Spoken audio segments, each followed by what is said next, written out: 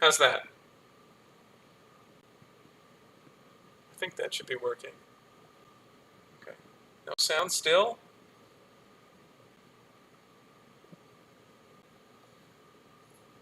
Hey Dave, there's no sound? Hold on. Mm,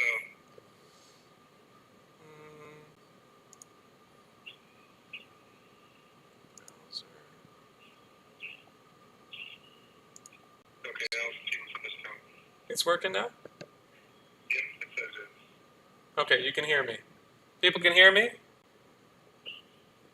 Yes. Okay. All right. Thank you very much anyway. So, all right, let me start over then. Um, we're going to have fun tonight because the world is moving in our direction.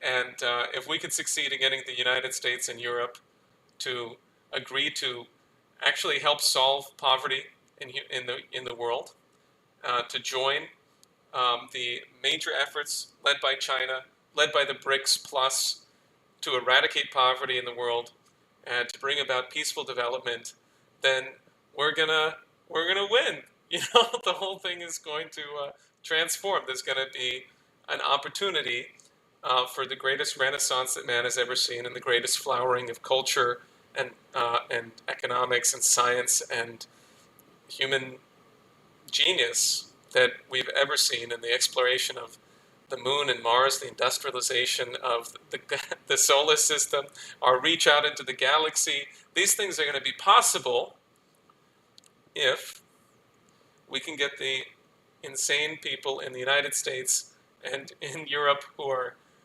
and other Western nations who are leading these countries towards nuclear war with Russia and China to wake up to the reality of the new paradigm. So, good evening to everyone. Thank you all for watching. Thank you for participating in the chat and letting me know that you couldn't hear me. So that's what's on the table tonight. We're going to talk to Frank Shi about the Schiller Institute conference of June 18 and 19.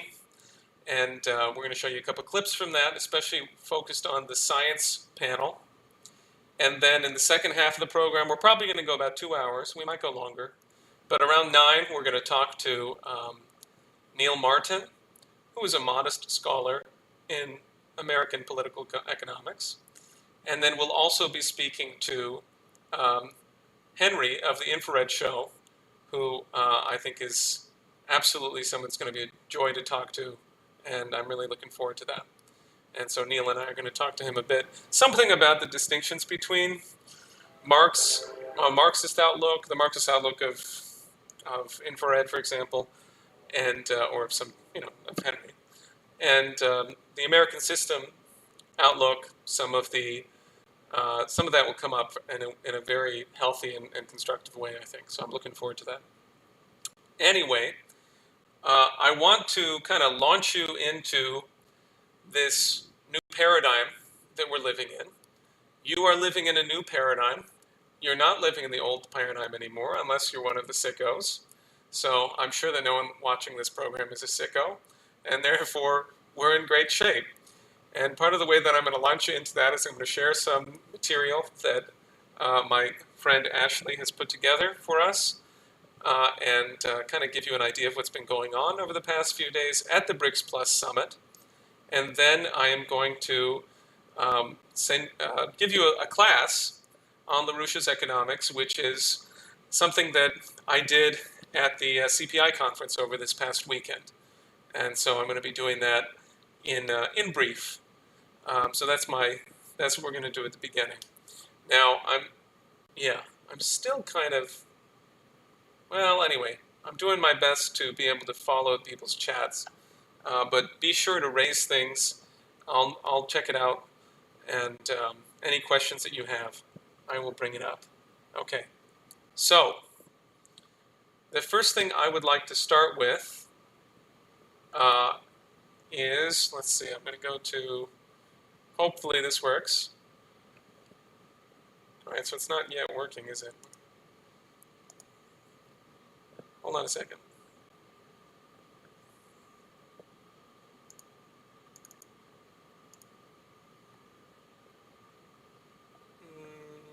There we go. Okay.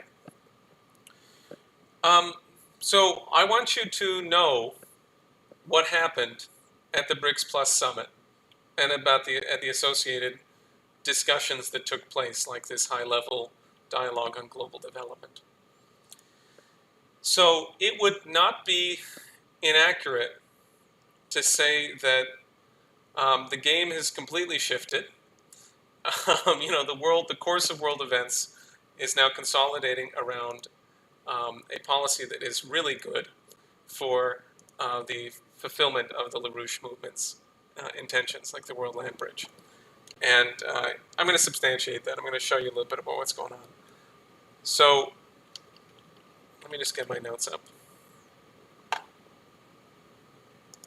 Okay.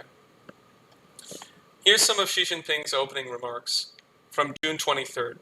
This is the 14th BRICS Summit. It was June 23rd through 24th.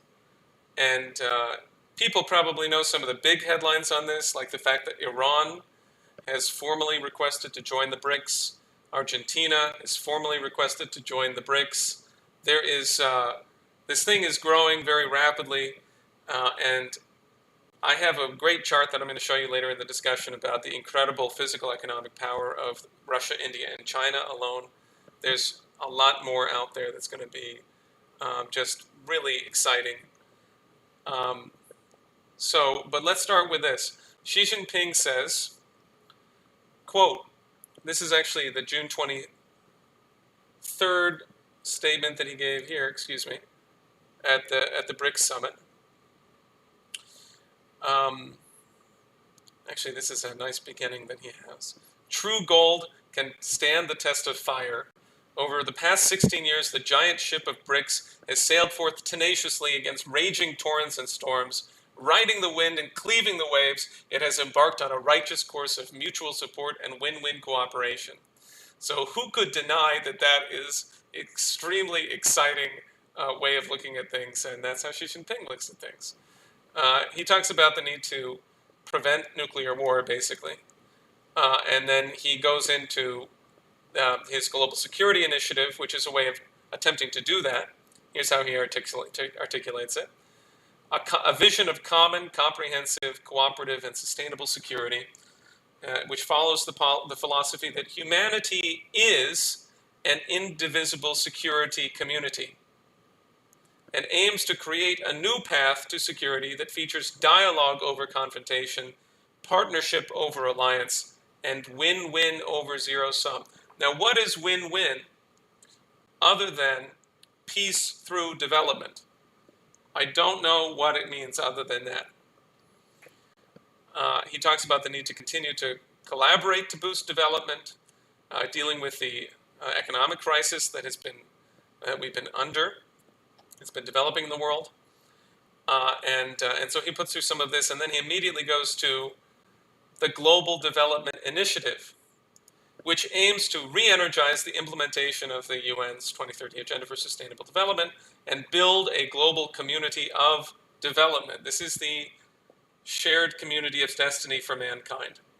China stands ready to work with BRICS partners to add more substance to this, right? And then we need to uphold the pioneering spirit and innovation and unleash the potential and vitality of cooperation. You're going to hear a commentary from Frank about this remarkable speech that Sergei Pulinets, who is a member of the Russian Academy of Science, gave at the June 19th, the June 18th or 19th Schiller Institute conference, which is exactly on this point in terms of scientific cooperation. And he goes on a bit, but I want to read. Actually, I had a little excerpt that I wanted to focus on. Yeah, no, I guess that's it. So imagine he's got like four pieces here.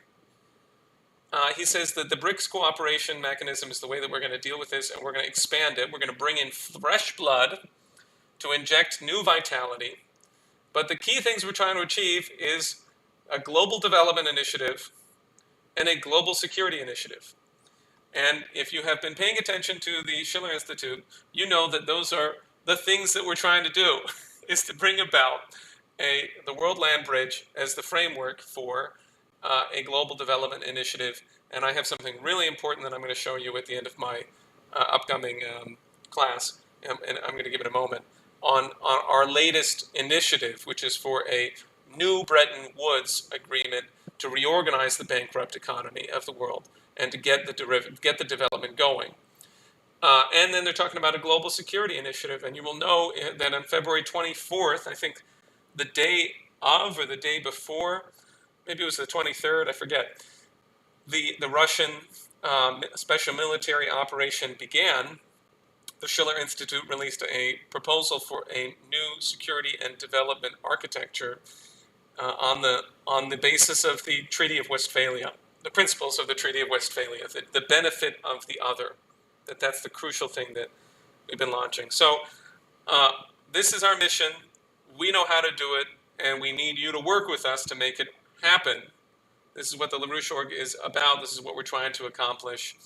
We have to get this concept to be unavoidable, irresistible in the West. Okay, the so-called West. West is a stupid term, but it's the European and European countries, and the Americas, whatever, the United States, obviously Canada, and so forth.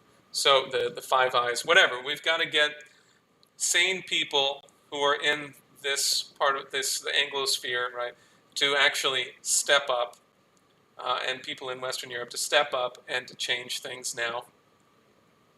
And that means that they can't go along with what they did at the G7 summit, which is, just commit to war with Russia to the last Ukrainian, commit to a total destruction of their own economies, a suicidal collapse, and there's a lot more to be said on that, including this idiotic proposal of mobilizing $600 billion in public and private investments to counter the Belt and Road Initiative, which comes out.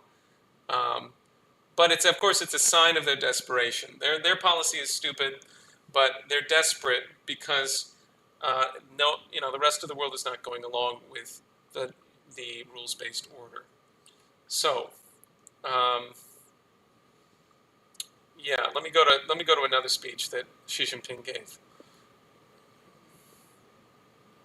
So,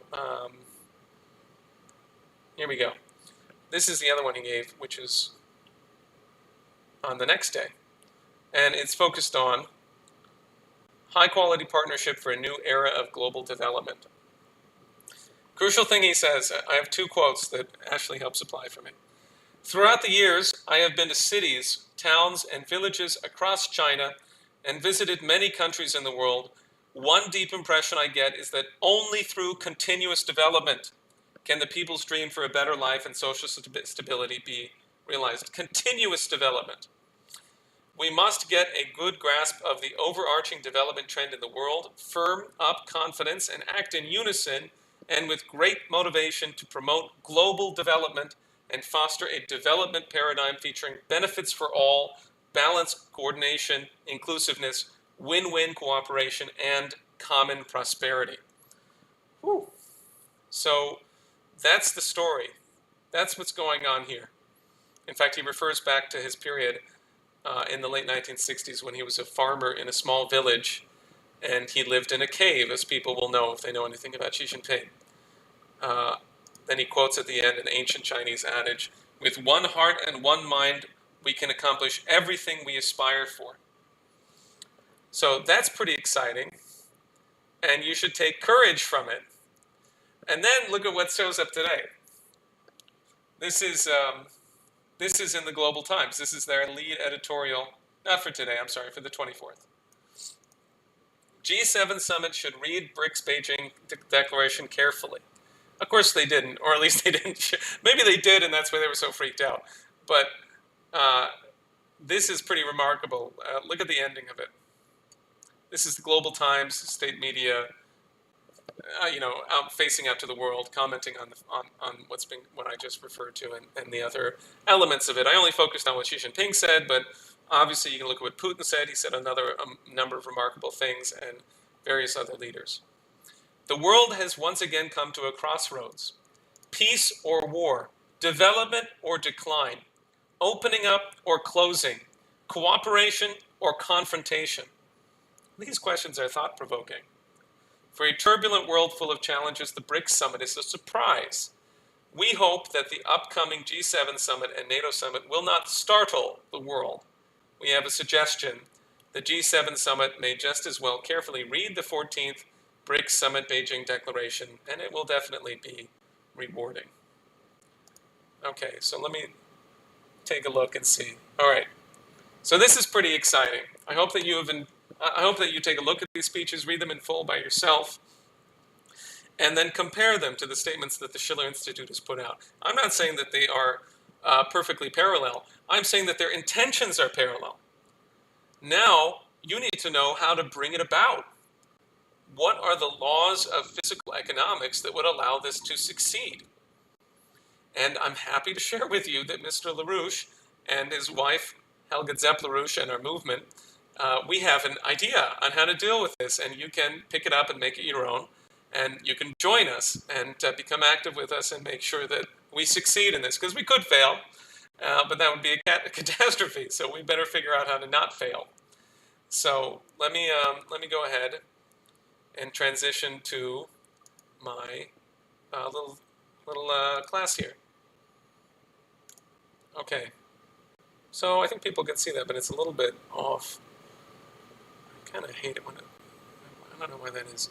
Anyway, I don't have that quite figured out, but anyway, you can see most of it. So what is economics?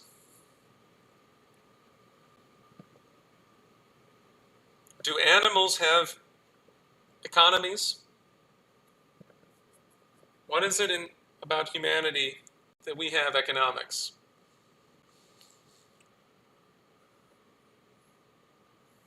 Well, here's what Larouche said. It's the manner in which the human species utilizes its unique characteristic of creativity to achieve the continuous, successful reproduction of that characteristic in the physical universe. The manner in which the human species utilizes its unique characteristic of creativity to achieve the continuous, successful reproduction of that characteristic in the physical universe. He doesn't say anything about money. He doesn't even say anything about what most people would call production. He talks about the reproduction of creativity, of the unique characteristic of creativity. Okay, so I'm going to take you through a certain expression of Larouche's economics as it's found in a very provocative pamphlet from 1983 magazine called Dr. Karl Marx Refuted. This is a pedagogy that he used quite a bit. So I'm going to review it with you. But before we start this, you have to understand that economics is a thermodynamic process. It has nothing to do with money. Forget money. It's completely secondary or worse. The issue is a thermodynamic process. And the characteristic of that process has got to be the increase of the energy flux density within that economy, expressed by that economy, by human economy. And it's got to be the increase of the ability for humanity to support more and more people at a higher and higher level per square kilometer. So what do we mean? A baboon does not have an economy. If you let baboons go wild all across the entirety of the earth, you would get about 10 million baboons at the peak. Because each baboon requires a certain amount of territory of a certain quality to be able to produce and reproduce and and live as a baboon. And they require sufficient amounts of territory. There's a carrying capacity. you cannot have more than in the neighborhood of 10 million baboons if you let them go wild all over the earth. But the human species has no such limit. And the human population chart goes up like that. So why is that? Well, it has to do with the specific unique characteristic of man, creativity, that Larouche referred to. And this is a heuristic that demonstrates, or diagram that demonstrates how it works in an economy. Okay, so take a look on the left-hand side. This is all from a thermodynamic standpoint. It is not monetary values, they're physical values, they're physical inputs and outputs. You have your population. It has basically three major factors in it, three major classifications in it. You've got an agrarian population that produces food. You've got a industrial labor, a proportion of your population that is involved in productive labor, put it that way, non-agricultural productive labor, and productive activities. And then you have other. And this would include your overhead, right? So, for example, the military, teachers, hospitals, in other words, people working in the medical system. Those are all necessary overhead. Then there's also the incredibly wasteful overhead of Wall Street, of non-productive labor, and non-productive workers, right? Service jobs, stuff like that. Not all of them are productive. Some of them, are not productive. Not all of them are helpful. Some of them are wasteful. But especially people who are dealing with usury, that's completely worthless. Okay. In those populations, only a section of them actually do the work, obviously. And what they produce is shown on the right-hand column. So V, right here, is really crucial. It refers to the portion of consumer goods output consumed by households of goods-producing operatives. Meaning it's the consumer goods that you need to support the households that are doing the production, whether it's agricultural or industrial. So that's what, we take their overall output, their overall production, and we cut a slice of it that is necessary to keep them going, that they're consuming to be able to do the work that they do. We take another section called C, which is the proportion of capital goods output consumed by goods producing industry. Consumed by industry in the form of physical improvements in basic economic infrastructure and in transportation. Okay, so in other words, you need this for the roads, the water systems, the power systems.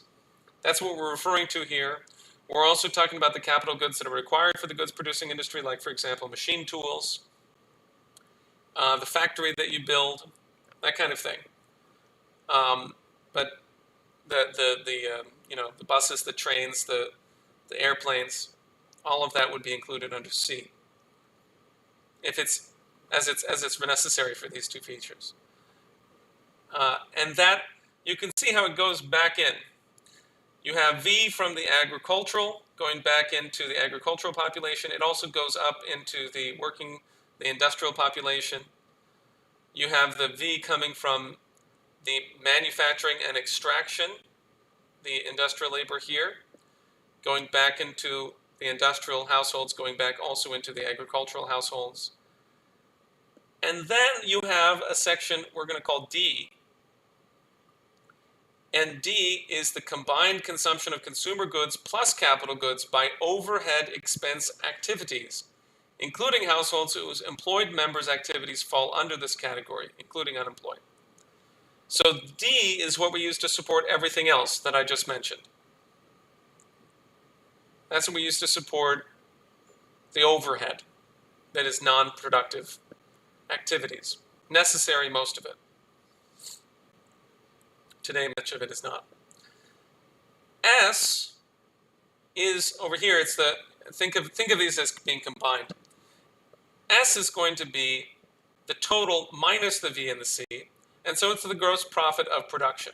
That includes here D. Up here we have S would include these top two parts. S prime is when you take out what's necessary for the present activity of the economy, and you also take out, just in terms of the productive section of it, and you also take out the overhead. And so that's the net operating profit of the total production, So it's the extra that you're producing in the process of your productive activities. Now, what you want is more profit, right? But you don't just want that, you want a higher rate of profit. You want a higher rate of profit. Rate of profit is going to be S prime over C plus D plus V. And he talks about this a little bit. And his point is that examining this ratio can only begin by considering it as a ratio of a thermodynamic function. You have to look at it from that standpoint. Because what happens with the S prime is, guess what? You get to reinvest it into your economy. You get to reinvest it into your productive capability. And if you're not able to do that, because you don't have S prime, or because you have something insane in your economy, like people promoting zero growth, zero technological growth, then you're not going to be able to invest sufficiently, and you are going to deplete your resources. You're going to deplete your conditions. You're going to run into a wall. So if you want to have a negentropic growth, anti-entropic growth of your economy, if you want to constantly create continuous development, as Xi Jinping talked about it, then you must create S prime, and you must use it to reinvest in fundamental science and technology. And those are not the only requirements, because Larouche also very much puts a focus on the classical cultural development of your society, but that is a absolute bottom line requirement. You have to be able to get that net operating profit at an increasing rate at the same time that you're increasing what's going to the population, the productive population, what's going to overhead, what's going to the capital goods. This has got to grow faster than this. S prime has got to grow faster than D. And at the same time, these have got to grow. And Larouche also stipulates the C over V, which is called capital intensity in his rubric, also must increase. You have to have more capital goods, more infrastructure, more technological capability backing up the households in order to allow them to live at a higher and higher level of standard of living in a thermodynamic point of view. So that's the basics in very brief. And I'm going to show you how this rolls out a little bit. You have U.S. real unemployment. This is from a very significant report we did in May of 2020 called the Larouche Plan for 1.5 billion jobs. And so the figures are a little bit skewed in May 2020 because the unemployment was extremely high. But not much has changed, and things have not gotten better. Okay, not really. This shows you that of 170 million people who are really of working age, 69% of them were either unemployed or not productively employed in 2019. It went up to 73% in May of 2020. I don't have the figures for what it is today, but it's a very, very large amount. The healthcare and education represents 19 million people. 3 million people are in R&D, and you can see it went from 29 million in the productive sector down to 25 in the course of that first few months of the pandemic. Things have changed, but it's still going. It's not recovered. That's what we're dealing with in terms of the actual makeup of the U.S. population, the working age population. So think about how big D is, or how big the overhead is here, relative to the working class and the agriculturally productive sectors of the population. Look at the world. We did a study based on material from the International Labor Organization that showed that in the world, you're talking about 46% people unemployed, either absolutely, totally unemployed or effectively unemployed in the informal sector of the economy, underemployed, not getting enough labor to actually provide for themselves in any kind of stable way, and doing just hustling to get by in the vast informal sector of the world economy. So consider that. This is in billions. There's about 3.5 billion people at the time who were working age, and 1.5 billion, 46%, were in those categories of unemployed. And these are some of the figures for that. You can see that in Africa, at the time, we judged 65% total real unemployment rate. Here's a map of it. World labor force and real unemployment. And of course, this includes people in the United States who stopped looking for work but are no longer counted in the official unemployment statistics. Look at China. Look at Africa. US, Europe, Ibero-America.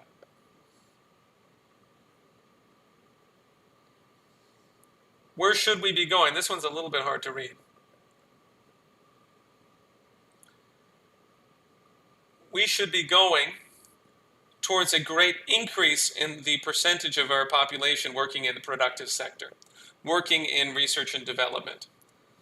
We do need something like 5% of the population working in research and development, working in science and technology, breakthroughs. Why? So that we can constantly move to a higher level, a higher potential, make those anti-entropic leaps in the economy through scientific discovery that open up completely new opportunities, new modes, new powers to humanity, new fields of activity. This is how we should be moving. This is where we should be going. How about the world? If we're going to build the world land bridge, we're going to need to move within a matter of 25 years, half of the world population, working age population, into industrial development. And we're going to be able to strongly reduce the percentage of people who are in agricultural production. Why? Because we're going to introduce the most advanced agricultural methods, scientific, technological breakthroughs to vastly increase agricultural production. But what are we up against? It's the bubble. I don't have the latest version of this. I wish I had time to figure out the latest version of this. But this is 2019. Imagine what's happened since then. The world financial aggregates, the bubble, it goes, look at where we are in 1999. That's when Glass-Steagall is repealed. 2007 is the financial crisis. Look at the distance between them. This is unpayable gambling debt. Almost all of it. You know, the debt, the sovereign debt and so forth, the corporate debt, not necessarily. We're going to save some of that debt. But the derivatives, get rid of it. We have to cancel all of this because it is preventing us from doing what we need to do. It is blocking us from taking the actions that are required to create the anti-entropic economy for the United States, for every nation, for the world. We're dealing with a triple curve. We're in this period of a critical moment, a critical point of instability. The financial aggregates was the previous chart that you saw. That's been going up and up and up and up and up and up and up. The gambling has only increased. Meanwhile, the money has been printed in the past, since 2020, at such an incredible rate that we saw something like 40% increase in the money supply in the matter of 2 years. Insane increase. Because they can't print the money fast enough, and at a certain point, that delta becomes greater than the delta of the financial aggregates. The acceleration of that passes by. It must be accelerated faster than even the financial aggregates in order to keep the debt rolling over from the standpoint of the financial oligarchy. And of course, the effect of that is the cannibalization and destruction of the real physical economic process, the input and output. The investment that should be going to science, technology, production, manufacturing, agriculture, everything, instead is being parked in a bank as a paper asset to provide an illusion about the bubble. But it's not physically true. It's insane, it's criminal, it's genocidal, and so the thing falls apart. And then meanwhile, the green policies have been a vicious acceleration of this process by further looting the physical economy, by keeping investment from where it should be going and directing it into a green bubble that a handful of people profit from, while the real physical economy is degraded to lower levels of energy flux density. We should be building NOAPA, the North American Water and Power Alliance, to bring water down from Alaska down to the Rio Grande. We should be doing great projects, great missions of massive mega projects of infrastructure. This would be the biggest project ever built by humanity. It's about 6 or 7 Tennessee Valley authorities. If we want to deal with the problem of that bottom curve, you've got to have a massive crash program to hugely increase the productive capabilities of the United States. This is something we could do if we mobilized public credit from a national bank by nationalizing the Federal Reserve. 20 projects listed here that would be required to bring about 10% of the water that runs off into the Pacific Ocean from the Yukon River and bring it all the way down the rest of the United States. You want to know why this would work?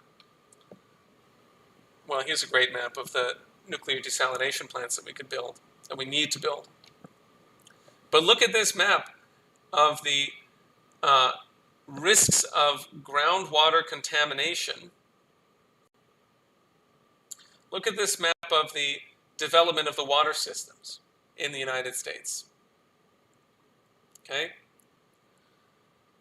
We could really address this kind of problem with a continent-wide water management system. We need the World Land Bridge.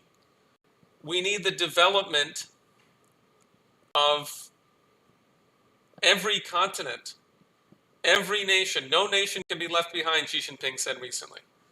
We got to take the Belt and Road Initiative and we've got to expand it. How are you going to solve things for Ukraine? You're going to solve things for Ukraine by denazifying it? No, that's the first step.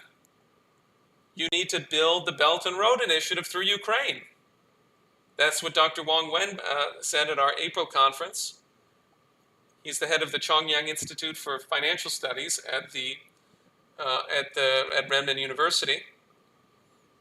But this is not trains. Sometimes I talk to people, they think this is trains. No, it's not trains. It's development corridors.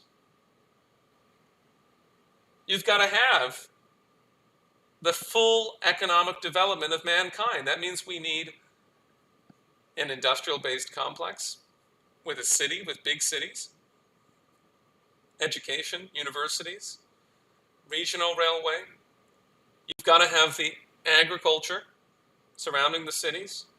You've got to have a waterway for various reasons, including transport. You need the oil and gas pipeline. You're going to need the high-speed train. And then you're going to build smaller towns and roads surrounding it. This is 50 to 100 miles wide. That's what the World Land Bridge is. It's development corridors. It's not trains. People look at this and say, you know, how am I going to take it? I'm going to take the train from here to there. Yes, you're going to do that. That's going to be fun. You know, if you, I think you'll be able to do that. Look how quickly China built their high-speed rail system. There's no reason we can't fight for the same level of growth and quick, rapid development. But it's about taking territories that are underdeveloped, like the western half of the United States, like the entirety of many regions of the world, and we're going to put them on the fast track. We're going to give them a full development corridor. Throughout that region, we're going to knit them together. We're going to increase the power of man to do good in the universe, and we're going to lift people out of poverty. We're going to eradicate poverty in the world. That's what this is about. It's not about trains. It's about new cities. Where do you want to build new cities? In the United States. Who wants to build a new city in the United States? Where are you going to build it? Shouldn't we be doing that? Can we pull this off? What China's calling for, and what I'm saying is a Larouche policy for the United States and for the Americas. Yes, of course we can. You heard what Xi Jinping said. Now comparing, and we went over this before, but this is from the Larouche Plan for a New International Economic Architecture. Look at the incredible share of world production and population that Russia, India, and China have. 38% of the world economy, of the world population, 45% of the world's NPK fertilizer, 65% coal, 45% new nuclear capacity, 66% of the world's steel, 55% of the world's electrified rail. It's ready to go. This thing is real. This is a real economy. It's a physical economy. It will allow us to stimulate the creative powers of the people. This is what's been happening. That's the world that we're living in. You should join us. You should help us get people in the United States to figure this out, and in the entire Western world. And we have got to get them to change course. Everyone you know, all of the different political groups that you know should be agreeing to this and fighting for it. Okay, so actually we already went through that. So I'm taking a little bit more time than I intended to, but Frank, we're going to get to you, and then we'll push the rest of it back a little bit. But now I got to go through the 8 elements of the. It's hard for me to read these comments. I'm going to get to them, but now I'm going to go over the 8 components of the new Larouche Schiller Institute petition for a new Bretton Woods system. Number 1, the reorganization of the bankrupt world financial system, replacing it with a new Bretton Woods system. The declared goal of this new credit system must be overcoming poverty and underdevelopment in the entire world, but above all, raising living standards in developing countries, making it possible for all people on this planet to fully develop their potential capabilities. Number 2, a bankruptcy reorganization of commercial banks, putting them under creditor protection so that they can supply the real economy with credit. Investment banks and other financial entities must manage without taxpayer money, putting their accounts in order on their own and declaring bankruptcy if necessary. This, of course, is the Glass-Steagall principle. Third, the banning of derivatives trade under agreements among nations. Simply eliminate them. Fourth, the immediate implementation of a system of fixed exchange rates, which can be periodically adjusted by governments within certain limits, so that countries can have long-term economic agreements. Number 5, the fundamental reorganization of the debt of countries and firms, and when necessary for their continued productive existence, the cancellation of debt. We need to cancel all of the illegitimate debt, or much of it, that is weighing on the heads of nations across the world, developing nations, so that they can do their business as productive economies. Firms as well in certain cases. 6, the setting up in each country of a national bank in the tradition of Alexander Hamilton, so that credit creation is put under the control of sovereign governments. With this, productive full employment can be achieved through investments in basic infrastructure and innovation. 7, the negotiation among national banks of long-term agreements on long-term, low-interest credit to allow investments in an international infrastructure program and projects of the World Land Bridge, such as are outlined in the report.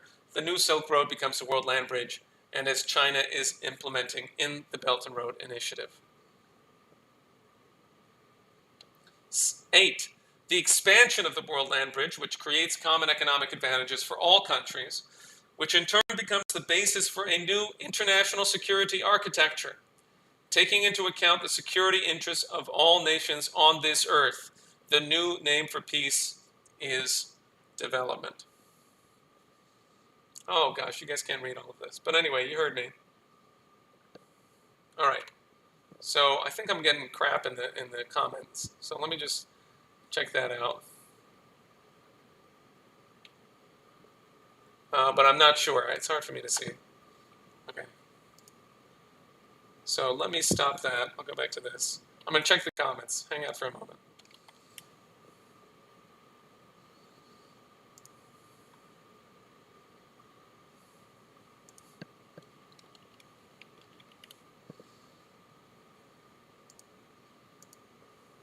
Okay. Let's see if some of these things are.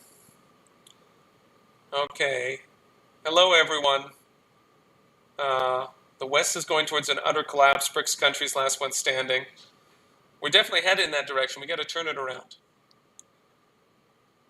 How do you? Oh, okay. Here's Serge. How would you respond to people who would call this globalism or Chinese imperialism? I would laugh at them. It's ridiculous. Start from the World Land Bridge and go back to the Belt and Road Initiative. You'll have no problem.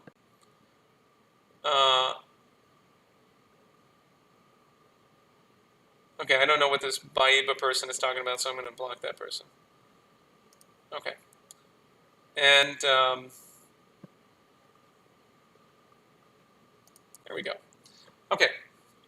So, thank you very much for listening. Are there any questions? Any thoughts? If not, I don't see any people jump into comments. So, make sure you like the stream. Share it, please. Get it to some other people.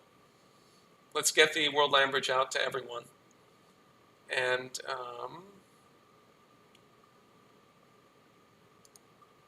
yeah. Okay. So now we're going to go to Frank. I think. Yes, I need to get one thing ready before we do that, Frank. And I also got to check to make sure that Henry can join. So I'm going to pull up the Schiller Institute panel 3 of the conference that we had.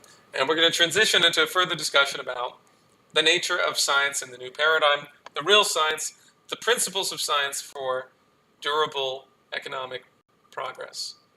And I'm about to pull those up. Okay. I think I've got it. So let me see if I've got everything under control otherwise. Good, Frank's there. Let's do it. Great. Okay, are you there, Frank? Hi, can you hear me? Okay, I can hear you, and it looks to me like people can hear you, based on what I see. Oh, and we also have a question here. What Larouche books should you read first? No, you didn't miss the part with Henry and Neil. We're going to go to that after Frank. We're going to go for like 20 minutes, and then we'll go to Frank and to Henry and Neil. But what Larouche books should you read first? That's a good question. There's a ton of them. I mean, it's not a bad idea to start with There Are No Limits to Growth from 1983. That's very valuable, and it's very polemical against the Malthusianism that is dominant today. So you can start there. There's a lot of other options, though. Okay, so pardon me, Frank. How are you? I'm doing well. How about yourself? I'm good. Good. I've been seeing some of these comments. Yeah, well, maybe when we have some time, we'll be able to refute them. But right now we are a bit short on time. How about I just show you guys one clip from the conference, and then we can get into the what everyone's excited for, the discussion between Neil and Henry. How does that sound? That sounds great. Let me make sure that I have us set up properly for for this. Okay, I think we're good. I think I have it right. Mm-hmm. Okay, so there we go. Yeah, go ahead. We had this conference recently. It was last weekend, and the third panel was on June 19th.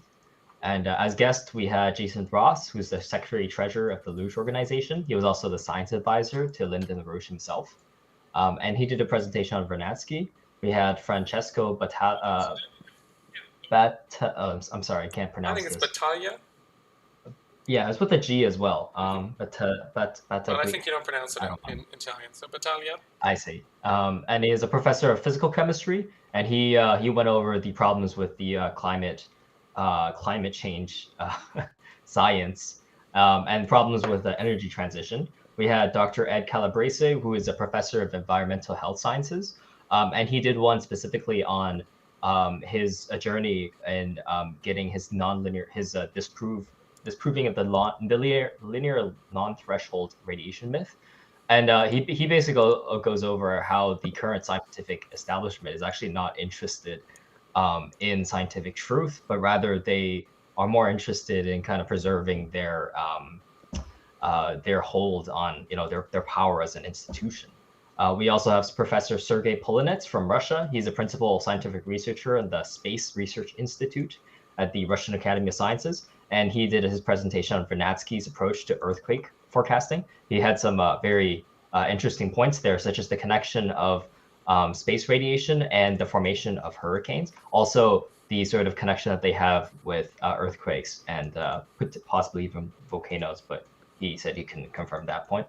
And then we have William C. Jones of the formerly he was the Executive Intelligence Report, which is a paper run by the Larouche movement, and he was the White House correspondent with it. And he does a presentation on Vernadsky and what his contributions to not only Russian science but all of humanities science, and his real contributions to development of the scientific institutions of Ukraine, which used to be actually like a scientific and industrial juggernaut while it was part of the Soviet Union, but today, unfortunately, being desecrated by by the current Ukrainian government. And of the clips, I have one from Dr. Calabrese, I have one from Polinets, and I have one from William Jones. Of course, all of the speakers are great, but we are limited in time, so I'll just show one. Now, what do you think would be the best one here, Daniel? I think you can show two. I wouldn't worry too much. I mean, Henry and Neil can wait for 10 minutes. Okay. All right. So I'll get the Dr. Calabrese's clip ready. I think I have it up. Okay, great. Yeah. Did you click the timestamp? I think I posted it underneath. Mm-hmm. Yeah, great. Okay, you can go ahead. Okay, let me just make sure that my brow. It looks like it's going to work. So let's see.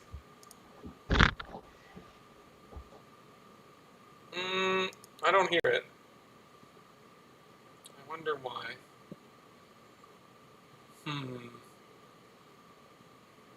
Okay, I hope Dave DeBroda is watching, so you can help me if there's a problem here. Yeah, I can't hear it. Can you hear it? Frank, can you check on the stream and see if it's playing properly? Oh, I got it. I know how to do it. Never mind. Hold on. I got to figure it out. It was very significant for me that might be very useful for students. Can you check on the stream and see if it's working? It should be. When I was a young PhD student, there was this thing called current contents, and it was we'd have a journal club every week, and we'd try to take a look at the most recent paper and see what's happening. Okay, something is really off because now I can't even hear you. So what is going on with me? Oh wait, I muted myself. Hold on. Can you hear me now? Yeah. Could you hear it? No. When I was playing the video stream, it wasn't working. I could not hear it. Yeah. I don't really understand why. Oh wait, I can hear it now. Okay, good. So I did fix it. All right. Sorry, everyone. Yeah. So all right, I'm going to play it now, and I can't hear it for some reason, but I think other people will be able to hear it. Can you know what you can hear? What he's saying? To tell you something that was. Okay, I'm going to figure it out. Anyway, I'm going to play it now. Was very significant for me that might be very useful for students, and that is that when I was a young PhD student, there was this thing called current contents, and it was we'd have a journal club every week, and we'd try to take a look at the most recent paper and see what's happening today. But actually, after I got through graduate school and I started to become a faculty member, you have to keep up on everything. But I actually developed a very inverted way of learning, and that was that when I was to write anything, and I wrote a lot of books and so forth, instead of looking at what was current, I went down and got the very first thing that was ever written on something, and then got every single thing that happened since that time. And I would never read the most recent article first. I read that last. I go to the very first thing. Can you turn the sound up on the video? I think it's kind of quiet. Well, I'm trying to. I don't really understand what's going on. Is it possible that he was really quiet on this? Okay, I really should get a little bit more technically qualified here. I've got it up at the highest it can go, and I don't... This doesn't seem to do what I wanted. Oh, that's why. That would be why. Okay. Let me quickly solve this. B. And then I say, and how would I do it? And then I look to see what was done. And most oftentimes, what I thought should have been done, what was never done. And I kept making this inverted, cone step forward, and it changed entirely the way I began to see science. I began to see science as history, and I began to see science as biography. And I'm saying most of our good ideas were lost along the way. Whereas the way science is taught today, in all days, it's a straight line from the beginning to right now. It's a straight line. And actually, it's anything but a straight line. It's a jagged line. There are gaps in it. I think the best ideas were never even thought about or followed up on. And yet all we do is we think it's a straight line and we go to the most recent things. And so somehow I picked that up on my own. And this actually is what was at the core of how I believe I've made these historical discoveries on LNT, was just doing something differently and thinking about it very differently than the impatience of scientists today that just have to read what's the most recent thing. I'm all in favor of recent. I look at things every single day, what's happening today, but I don't forget that you really have to go back to the original stuff, and then you track it.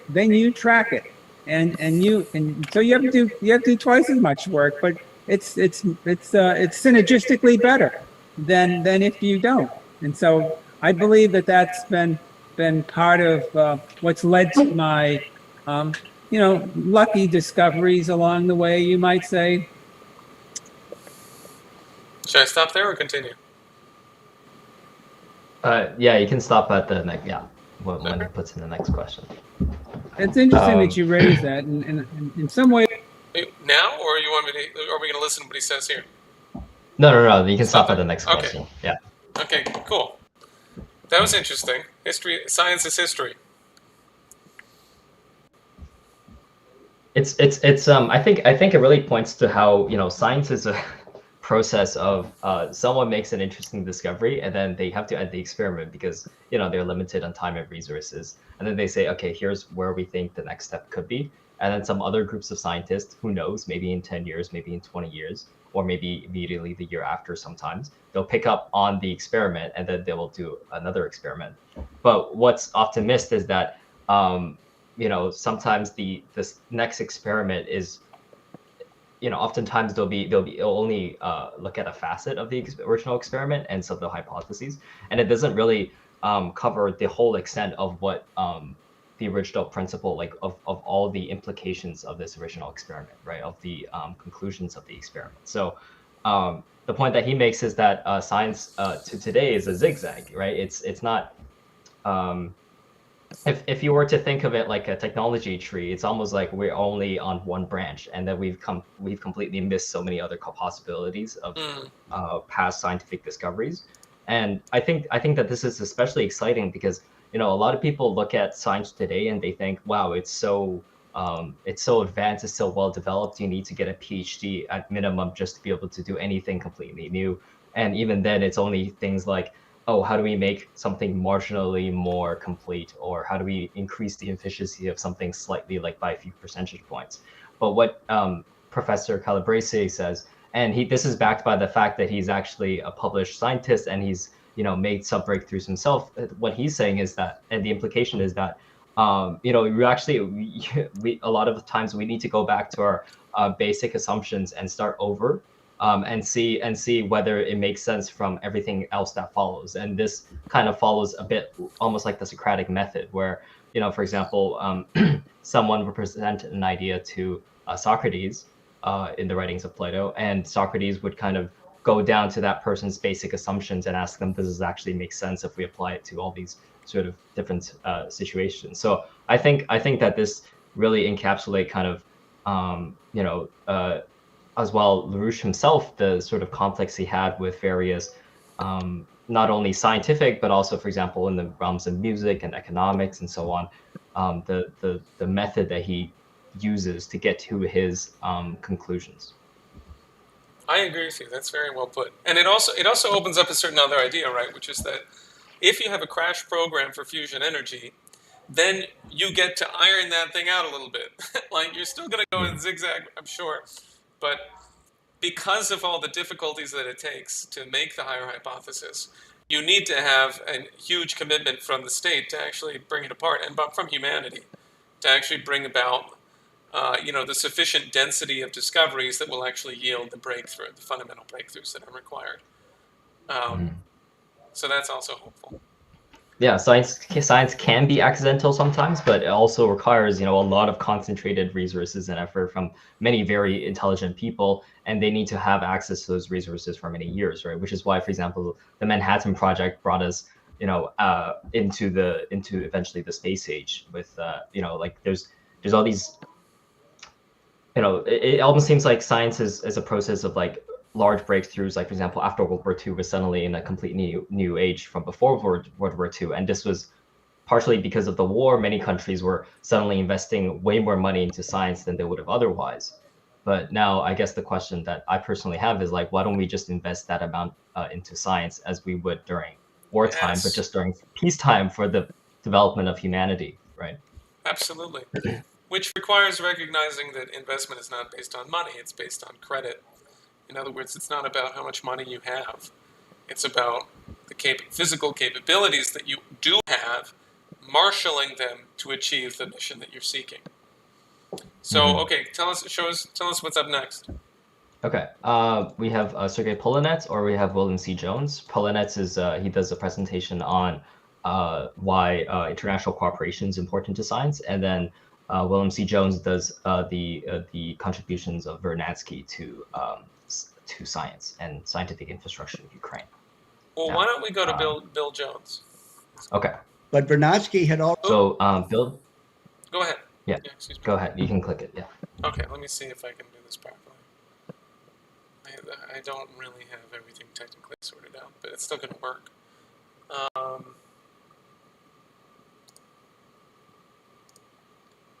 Okay.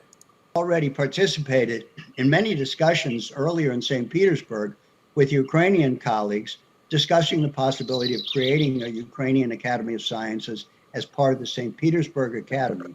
So Vernadsky accepted the invitation. He himself had done extensive studies of the history of the Academy movement in France, in America, and in Russia. His view, however, was that in this new era, when scientific thought had become a geological force, a different conception of the Academy was required. It must not simply be a gathering of noted scientists coming together to discuss scientific questions, but rather must serve as the basis of a Manhattan-style mobilization of the entire intellectual forces of the nation to lift the country to a higher level. His proposals envisioned the creation of an autonomously elected academy which would have the full backing of the government. Under it would be a national library that would accumulate all the available intellectual material vital for the life of the country in all languages: books, manuscripts, musical notes, literary remains of important intellectuals, etc. It must incorporate the works of world culture and be open to the world. At the same time, there must be set up studies of Ukrainian literature and culture, and a commission appointed for the creation of a dictionary of the Ukrainian language. The library must be open to all and free of charge. The Academy project would also subsume a national program of education and research, an agronomical institute, a chemical laboratory, an institute for biological studies, a meteorological observatory, a mineralogical museum, and a museum of history. Vernadsky also created an institution like he did in Russia for the study of the productive forces of Ukraine. The proposal for the creation of the Academy was accepted by the government, and Vernadsky was elected its first president. One must keep in mind the instability of the political situation in Ukraine at the time. During the period of the organization of the Academy, namely 1918 to 1920, there were more than 3 governments in Ukraine. When the Germans left after their defeat in the West, a radical nationalist government took over, later to be overthrown by the Bolsheviks. In addition, like today, there were a number of Western nations hovering around Ukraine, waiting to see who would get the choice bits of this heartland country. France, Britain, Poland, Romania, but especially the British were predominant, as Vernadsky Sorry, I can't quite tell. But the Which one Academy of the lived video on through are this we at? political turmoil, Oh, you as can't did hear it. Ukraine, which then That's not became I good. can't part hear of it the from this. Soviet No, I Union. can't hear it from the stream. Oh, I Vernadsky see. I It's also can watch. brought in people from the Russian 139.50. Academy to Okay, help you can with end the it at 1:40:32. organization of the Ukrainian Academy. And given the way that Ukrainians during the Russian Empire had been relegated to simple Ukrainian studies, the bulk of educated scientists were Russian. Vernadsky would use them initially while preparing Ukrainian aspirants that were beginning to come into the science fields and education. One can even say that the basis of Ukrainian nationhood had been laid by an individual who is the foremost representative of Russian science. If Ukraine could return to this tradition, it would help to undo the damage that has been done by the Anglo-American divide and conquer policy, which has pitted Ukraine against Russia in NATO's proxy war. I think I'm there. 140.39? Yeah. Yeah. Okay. Yeah. Very interesting. People need to read Vernadsky, the greatest Ukrainian Russian scientist of his period and perhaps ever. Go on, Frank. What do you think? Mm-hmm. I mean, I think it really highlights so we go over Vernadsky's theory, but not only his theory, he almost births sort of the scientific institutions and establishment in Ukraine. Yeah. And I think that this policy can actually be applied to today, because it's not in this clip, but at the time, Ukraine really was. It went through 3 different governments. It was first relinquished to the Germans after, from the Treaty of Brest-Litovsk, with the Russians, and then it was overtaken by Ukrainian nationalists for a while before it was finally absorbed into the Soviet Union. But despite all this turmoil, Vernadsky and his colleagues were able to establish this very advanced scientific institution and academy in Ukraine, and make the discoveries that he did. I think that it can be a point of inspiration, because many people are seeing the state that the United States and other countries of the West are in today, and I think there's a general pessimism with whether we could really turn things around and, for example, make this country great again.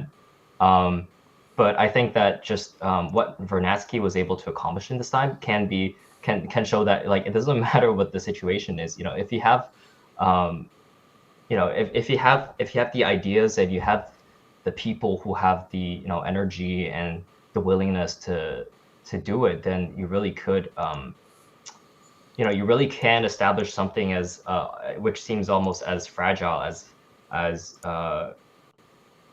scientific and education and so on, even in times of turmoil, right?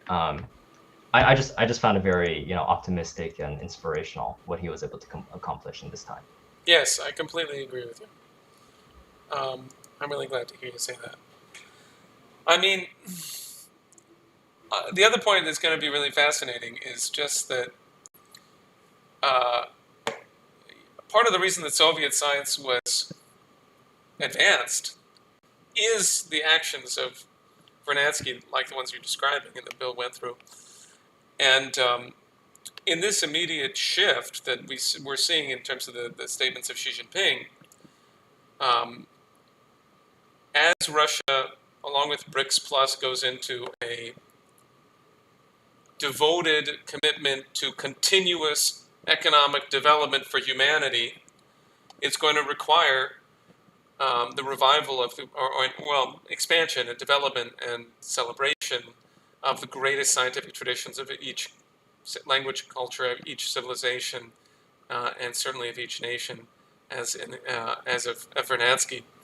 And Putin is talking about that. Putin was talking about the actions that were required to create the Russian Academy of Sciences. I forget the exact speech and the exact way that he talked about it, but that's always been an international effort. The person who helped found the Russian Academy of Sciences was Gottfried Leibniz, a German, right? And it was from this exact standpoint of the mutual contribution of every peoples to the progress of humanity. So there's something coming back. That tradition is rearing its head now. Anyway, thank you, West Coast DGT Love. Do you want to say anything else, Frank? No, I think I'll let Henry and Neil get to it. Okay, yes, you please. Okay, and he's going to take a few minutes to get ready. Why don't? But what about it? Do you want to stay on the conversation? You want to hang out? Sure, I'll listen in. I think I won't interfere with this, unless seems to be some sort of misunderstanding. Okay, I do come from the position of understanding both sides a bit. That's good. So maybe I can step in to clear anything if it happens, but I'll probably stay mostly quiet. Okay, let me see. I'm going to have to build the scene then. Neil, I'm going to bring you in just a moment. Okay.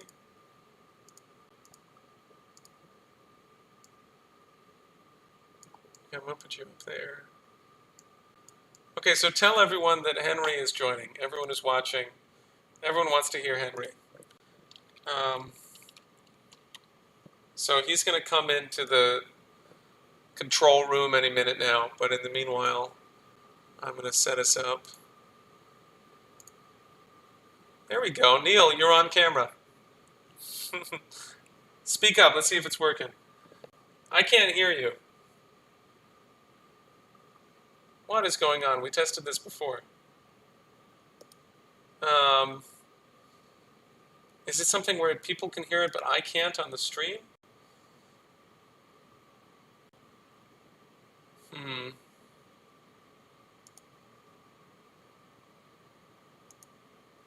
It was working before.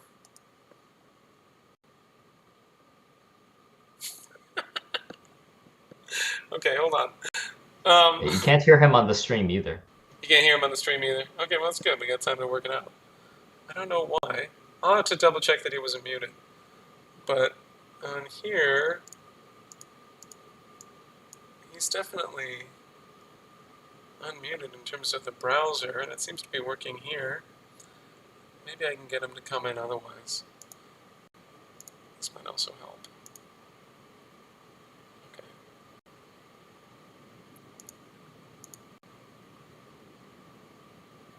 Huh. All right, we may have to call in Dave DeBrode, but we're still waiting on Henry, so we've got our draw. I'm not worried. I did have a really good conversation with people at the CPI conference about Marx and Carey, so I'm hoping we get to discuss that. Hey, Neil, why don't you leave and then come back in? Did you hear me? Why don't you leave and then hit the... Yeah, he's doing it. Okay. So we got a few ideas, and we're going to talk about this. But I just got sent this by my friend, and I think it's pretty cool. I don't think we reported on this in the briefing. This is from this morning. Oh, this is really cool. Hold on. Okay, hold on a second. I'm going to put it right here. This is really fun. Yeah, you can. That's great. But hold on one second. I'm going to check something out with Frank. Um, okay, people see this? This is Sergei Glaziev. Sergei Glaziev. He is a leading economist in Russia. He's the person who orchestrated the Eurasian Economic Customs Union more than anyone else. Eurasian Economic Union, they call it nowadays. This is his personal Telegram channel. Something here written in Russian. Okay, let's see what it says. Can I translate you? This is this morning. A quarter of a century ago, the deepest thinker of our time, Lyndon Larouche, proved the inevitability of the collapse of the Western financial system built on financial pyramids and bubbles. The general write-off of debts and the zeroing of derivatives. He called for the creation of a new financial system as serving the needs of expanded reproduction of the real economy. That's pretty cool. He was a leading advisor of Putin for some years. The deepest thinker of our time. I would agree with that. That's really cool. Yeah, this is amazing. It's a shame that Lyndon LaRouche isn't here to kind of see everything happening, because now everything is happening exactly as he predicted. Yeah, I do know. That's what Helga said today. She said, "Man, if he were here, he'd know exactly what was going on. We're in it. We're at the stage. We're in the LaRouche time. So join us. Don't get stuck in dogma. Figure out how we're going to save humanity." Here, Mr. Glaziev figured it out. Okay, so I'm going to see if I can transition back where we need to go. Okay, there we go. Neil, can you speak up? Hi. Hello. Oh, good. Okay. This is Neil Martin, a modest scholar of American political economy, excuse me. Okay, how are you, Neil? What's up? Oh, I'm doing great. Good. Okay. Well, and then someone says a few other things, and I'm going to read what the chat says. What were people saying in the chat? I've definitely gotten more comfortable now the fifth time we're doing this show with just being quiet and figuring things out and not worrying too much if people jump on. But let's see what the chat says. Okay. Abe is watching. Thank you for watching. Thank you for everyone for helping with with our situation, with our technical requirements. Titanium Hero, I don't know who you are. Welcome. Quinn, never met you before. Yom122, welcome. Or Yomi. Steve Richter, thank you for your help.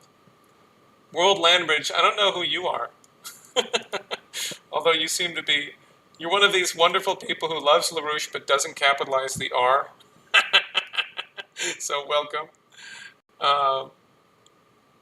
We have Friedrich List versus Marx, proposed by Yome122, Yom, whatever your name is.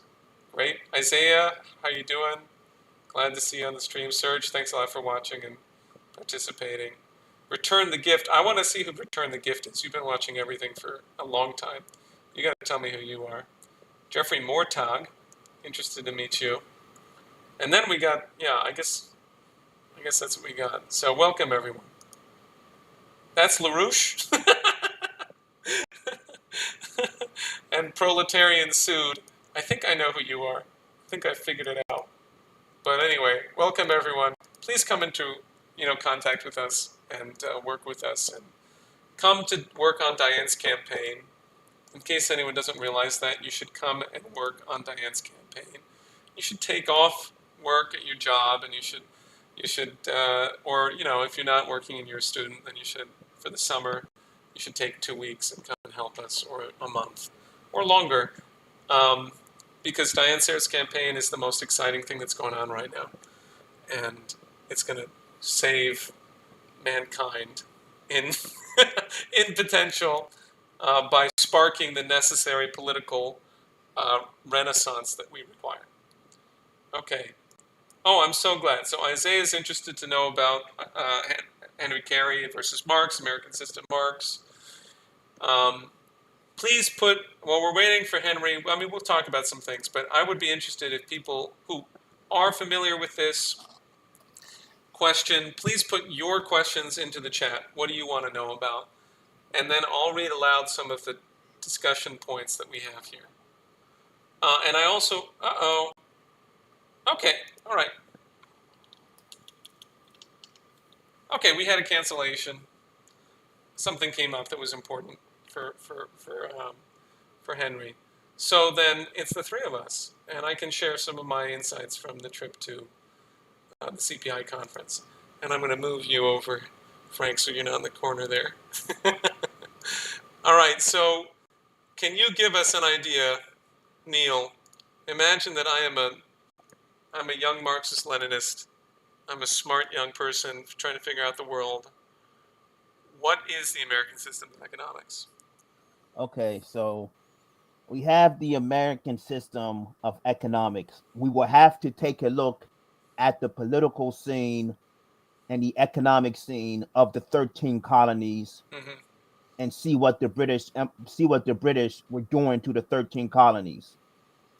People tend to forget that the United States started out as colonies, and the British had a very cruel policy towards the 13 colonies. The first one we'll call the Joshua Gee solution, as in he emphatically stated that the colonies should not be allowed to manufacture because they're going to become too independent, and they don't want to see that happen, right? And then the British under George III, acts were put out, which John Lord Hayes exposes, is that we cannot allow for Europe, any other country, and especially the 13 colonies to have machine tools. Right. They went so far as to say it'll be illegal to export blueprints of machine tools to other countries, right? After that period, we got free trade with Adam Smith.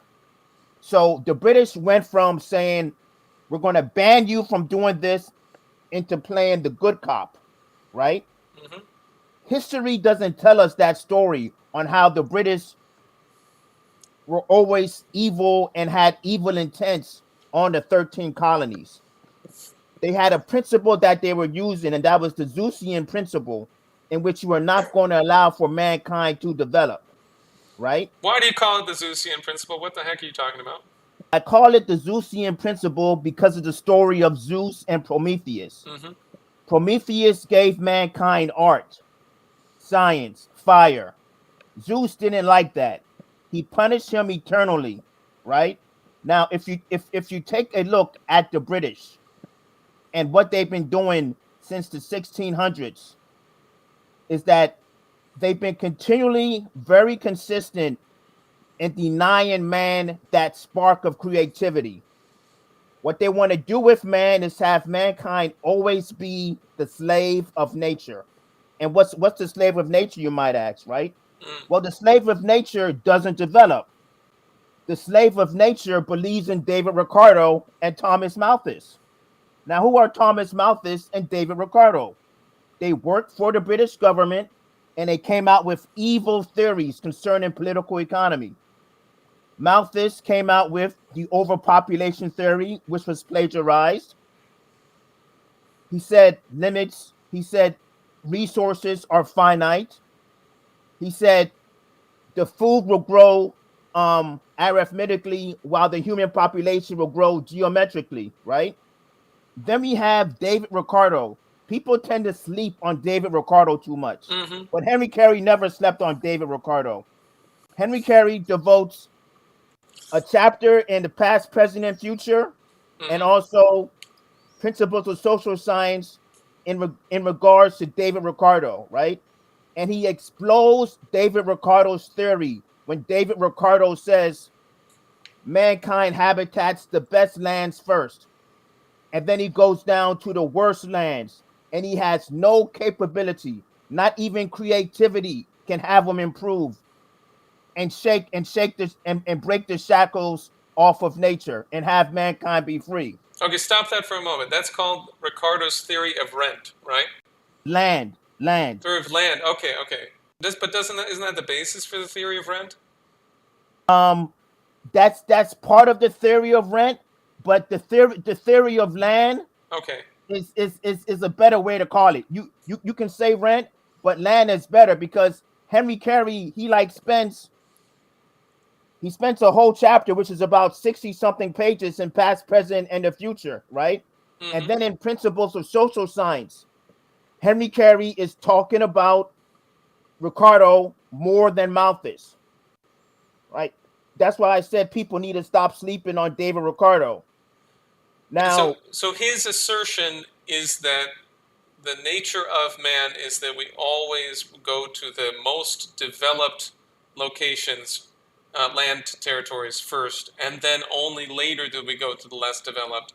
yeah, Right, and but this is the basis for his economic theory, right? Because he's saying that therefore, if you have the more developed area, then naturally it's the characteristic that deserves more, that's more valuable, and there's nothing you can do about that. That's just how the world is. Yeah, and human labor doesn't add anything to it, Mm-hmm. and that mankind does not develop, Mm-hmm. right?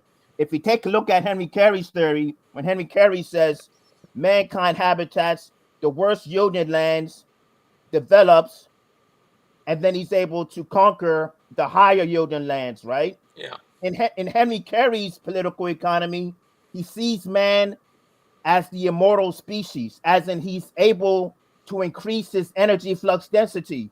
David Ricardo is going to deny that.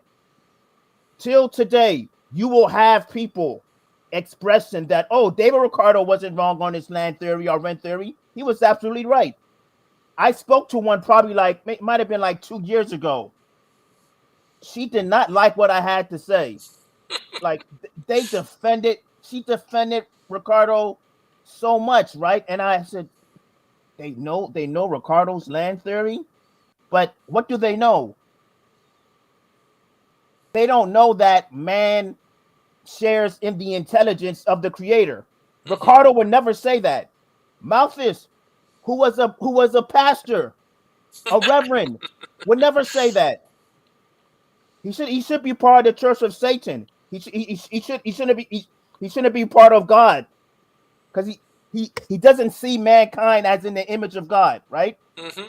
And who was the first political economist to devote a chapter in his book, or just make it a theme in his political economy book, that man is in the image of the creator? Henry Carey. Mm-hmm.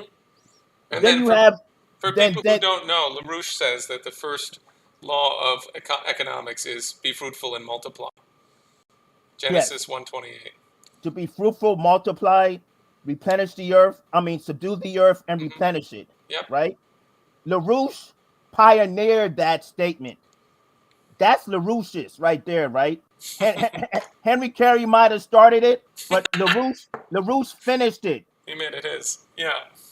There should be no discussion on, if you have read Lyndon LaRouche, there should be no discussion as if man is an animal, mm-hmm. or the immortal species. If you've read and mastered LaRouche, if you haven't mastered LaRouche, you're still going to think man is an animal. Mm-hmm. That's a problem. Like, if we're looking at this situation where the Biden administration and the G7 wants to invest $600 billion in infrastructure. Well, there's this Republican in the late 19th century by the name of Thomas Brackett Reed. And by the way, George B. Curtis, the best economic historian of his time, introduced me to him. And Thomas Brackett Reed said, I am not paying attention to any invention that does not increase consumption. If we understand this, that you don't pay attention to inventions that do not increase consumption, you can't look at windmills and solar panels. Mm-hmm. They sure as hell do not increase consumption. Mm-hmm. And consumption is the name of the game in political economy. You need production and consumption, right? Hold on a second. Let me go back to the. Let me show some of the people, because I think you're totally right. I just need to show. Oh, I lost it already, but I want to go back to that first slide.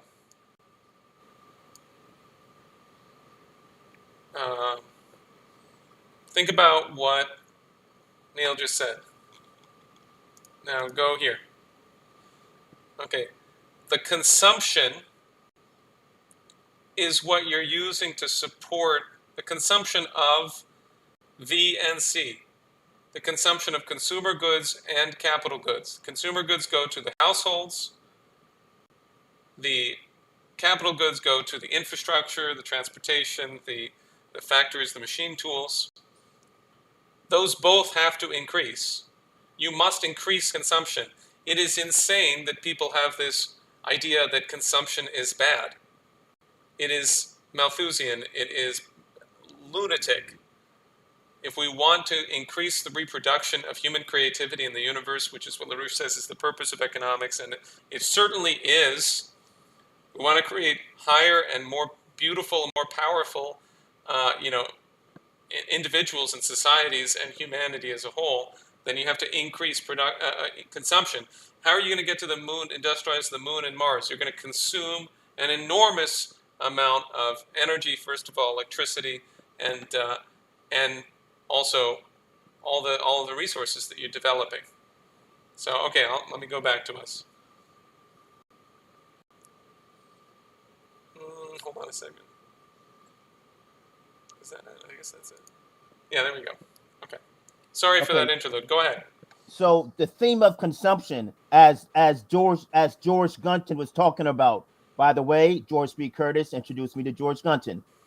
Okay, that's the role of a political economist. You have to teach economic history too, and this is something that today's free traders don't like to do. That's why I call them post-Carnes free traders. John Carnes was like the last of the classical economists, right? Now, what George Gunton was saying, right? He's saying that all your inventions and what you produce, they have to be consumed by the laboring class, because this is the biggest class of society, right? That's your base of consumption. Your base of consumption is not going to be an oligarch, right? Yes. So if you focus on the base of consumption, yes, we take a look at the base of consumption, right? Now, the country that has the highest living standards, makes the highest wages, and is the most productive economy, they have the best base of consumption, right? Thomas Brackett Reed, in his famous speech on February 1st, 1894, was saying that the United States of America has 70 million people.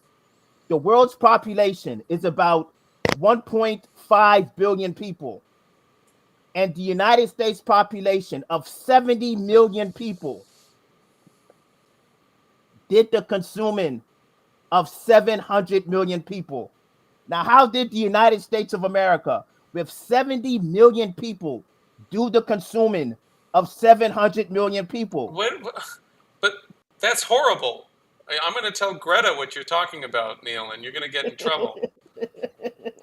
That's just foul. No, go on. Right?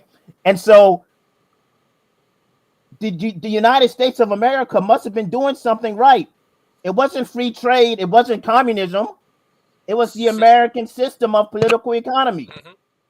I would like to see someone take credit and not give credit to the American system when 70 million people in the United States of America, the world population was 1.5 billion people.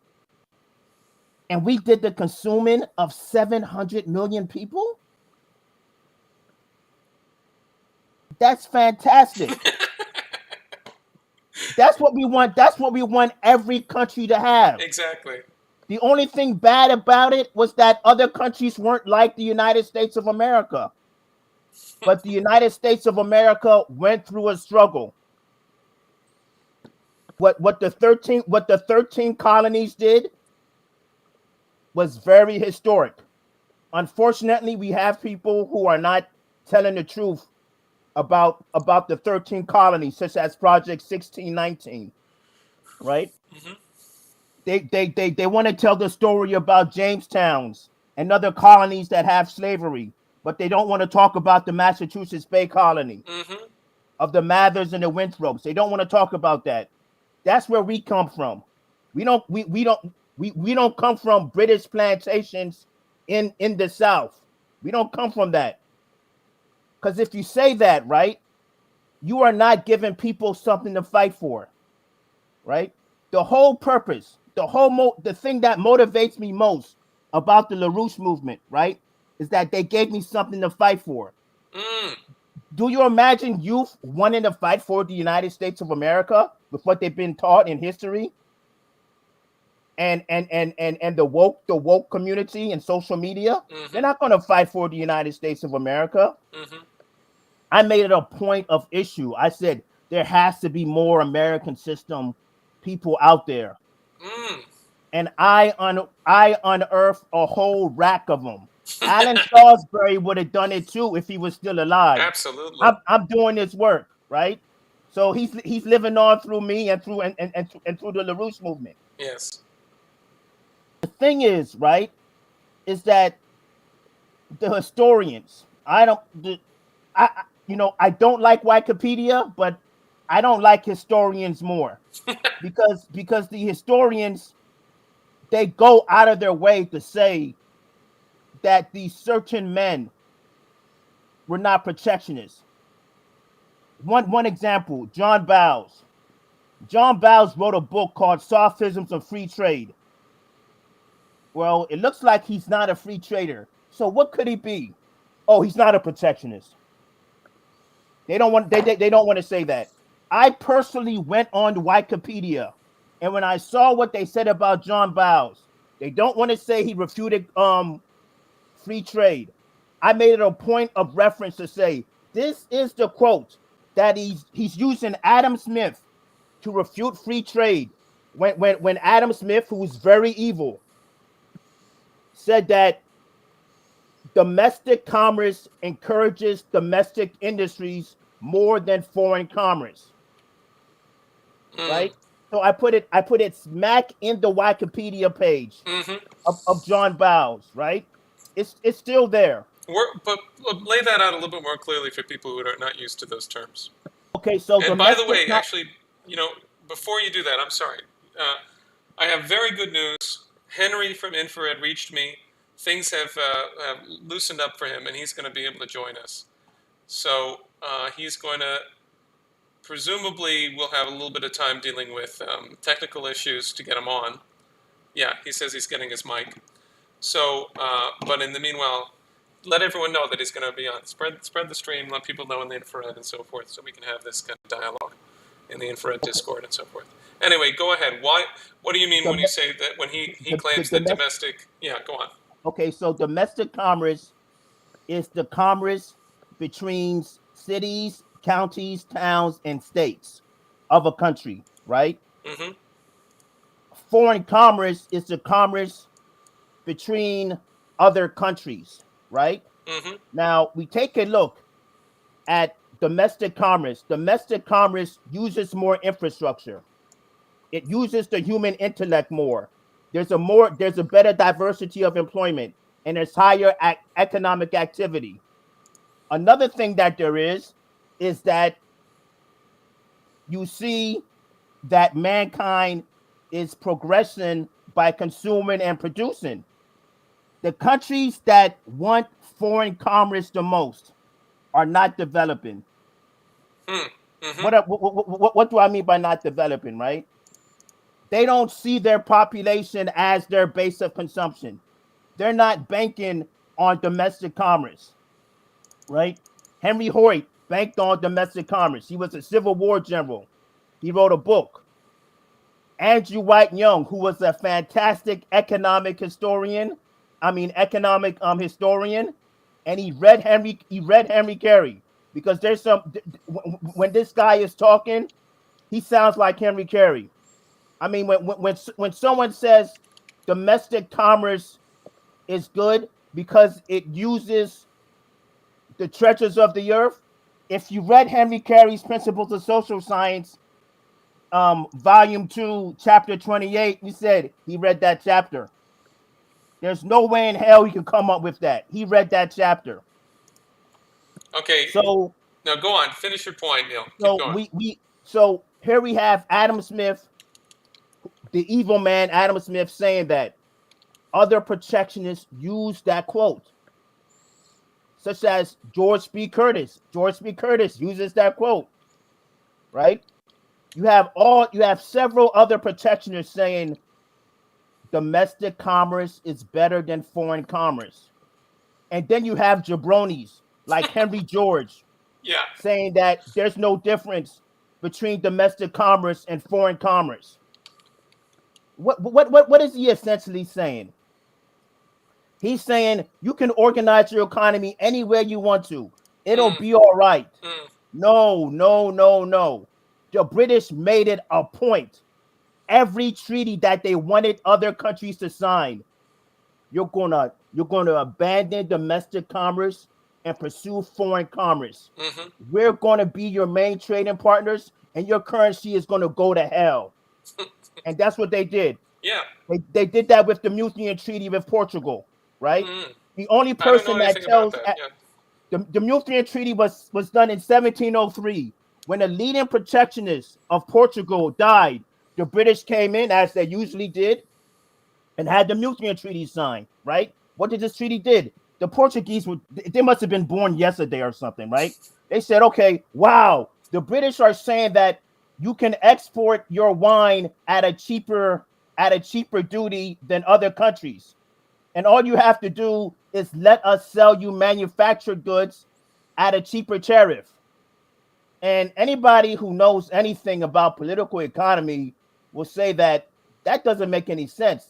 A country's going to get ripped off. That's like the deal that they had to overthrow Yanukovych for, right? Or am I confusing the names? But that's why they had to do the coup in 2014 in Ukraine. Because he refused that deal and wanted to go. The president of Ukraine refused that kind of deal and wanted to work with Russia to receive machine tools and not manufactured goods. And so Frederick List, who tells the most extensive story about the Mutiny Treaty, said that Portugal's currency declined massively. Mm-hmm. So we see what happens when you trade with the British in the 19th century. You have four countries that traded with the British, and they became manure. India, Ireland, Portugal, Turkey. People might add China. Don't forget China on that list. China too. Okay, let me stop you for a second. You're right. Okay. It's good. Thank you. Henry, welcome. How are you? Hey guys, I'm doing good. Sorry for the late arrival, but I'm doing good. What topic were we talking about? Trade? Yeah, we're talking about free trade and protectionism, effectively. Let me introduce you real quick. In the top left corner, you should be able to see this through the app that you're using. But on the top left corner, you got Frank. And I know Frank. Yeah. You know Frank, good. Oh yeah, of course you know Frank. I'm sorry. And in the bottom right corner, we have Neil Martin. So, and this is Henry. So, welcome again. Nice to meet you. It's nice to meet you. Nice to meet you. So we're talking about free trade and protectionism. So anytime you want to, if you have anything to say on that, you're welcome to. What's your view on free trade? Yeah. So my view on free trade is that kind of going back to what you were talking about with basically these British trade deals. Hold on, for some reason we can't hear you now. Did you mute yourself? Okay, now I can hear you. Yeah, go ahead. My mic might be being weird. But yeah, I was trying to say, kind of going back to what Neil was talking about with these British trade deals is, I think during the kind of the early classical stage of imperialism, that was kind of the whole basis of it. It's like, we'll loan you this, we'll make loans to you, right? We'll loan you this money. But in turn for that, you have to give us all these basically special trade rights where you'll buy our products, not other people's products. You'll buy it you'll lower your tariffs, etc. You'll let it come in with less taxes, etc. Stuff like that. And that was basically what characterized that entire era of European imperialism was, the export of finance capital of money, and these like advantageous trade deals where they basically captured entire economies like this.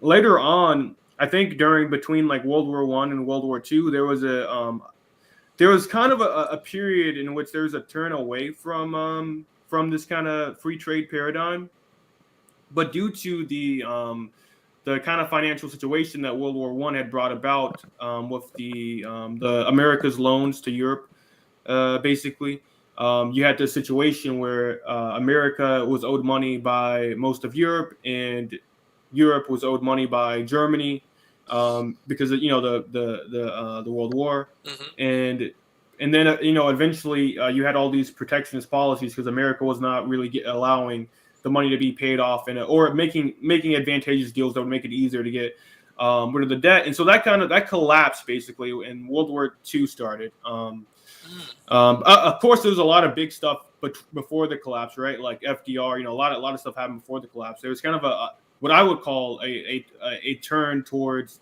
a kind of early form of socialism where you had all these different like countries were starting to like plan their domestic economies and stuff like that. But after that, because of this collapse, they used that as a justification to create a new free trade paradigm, right? But this new free trade paradigm, in many ways, it was even worse than the one before, because now that all these powers, the power dynamic between Europe and America and so on have been kind of ossified and established by World War II, and America again arose as kind of the top power because of its lending power during World War II. This new free trade, now it had it was based in these new Bretton Woods financial institutions, and so free trade became a kind of shameless excuse for America and Britain. Some people call it the special relationship, right, between America and Britain, to basically plan out the world's economies to privilege the export of certain goods from certain countries, to make sure America could export this, to make sure certain economies were relying upon agricultural goods from other countries and stuff like that. And so you have this new free trade paradigm, which is even worse than the original one because it's so shamelessly planned to benefit some countries at the expense of other countries. I have something to say. The Bretton Woods, as designed by Franklin Delano Roosevelt, was not what the Bretton Woods as we know of today after he died. That's something that has to be said, because Franklin Delano Roosevelt wanted to use the Bretton Woods to destroy European colonialism. He wanted to develop every single third world country that ever existed throughout the world, right? He wanted to completely smash the British system. Now, the special relationship with England probably started when this guy by the name of Grover Cleveland, a Democrat, said that we want free trade in the United States of America. The number one country that praised the victory of Grover Cleveland, guess who it was? Anybody want to guess? Britain. The British. Yeah. When was Grover George Cleveland? B. Curtis led me on to this. Huh? Neil, I can't place Cleveland. What year is he? Grover Cleveland was president in the one time in the 1880s and one time in the 1890s, right? Then you had when William McKinley was assassinated. That's when the United States of America was clear we're going with free trade. Theodore Roosevelt was a free trader. He was not a protectionist at all. He may have pretended that he was a protectionist, but the best economist in the 20th century, before this is post World War II, right, was his nephew, Henry Carey Baird, and he wrote a pamphlet singling out Theodore Roosevelt, saying, hands off the Dingley Tariff, which was the most productive, protective tariff the United States of America ever had, right? So when we officially went with Theodore Roosevelt, that's when the special relationship with Satan became official, right? It didn't cement itself with Harry S. Truman. It cemented itself with Theodore Roosevelt. And there's a difference between Theodore Roosevelt and William McKinley. Mm-hmm. I have some people telling me that William McKinley is a soft imperialist. They actually tell me this, and they haven't even read William McKinley's speeches. If a British person, if a classical school economist was reading William McKinley's speech, his May 18th, 1888 speech, they wouldn't say he's a soft imperialist. We gotta assassinate that bitch. That's what he would say. Yeah. That's what they would say. Right? It's the American system people that get assassinated. FDR almost got assassinated. Lincoln got popped.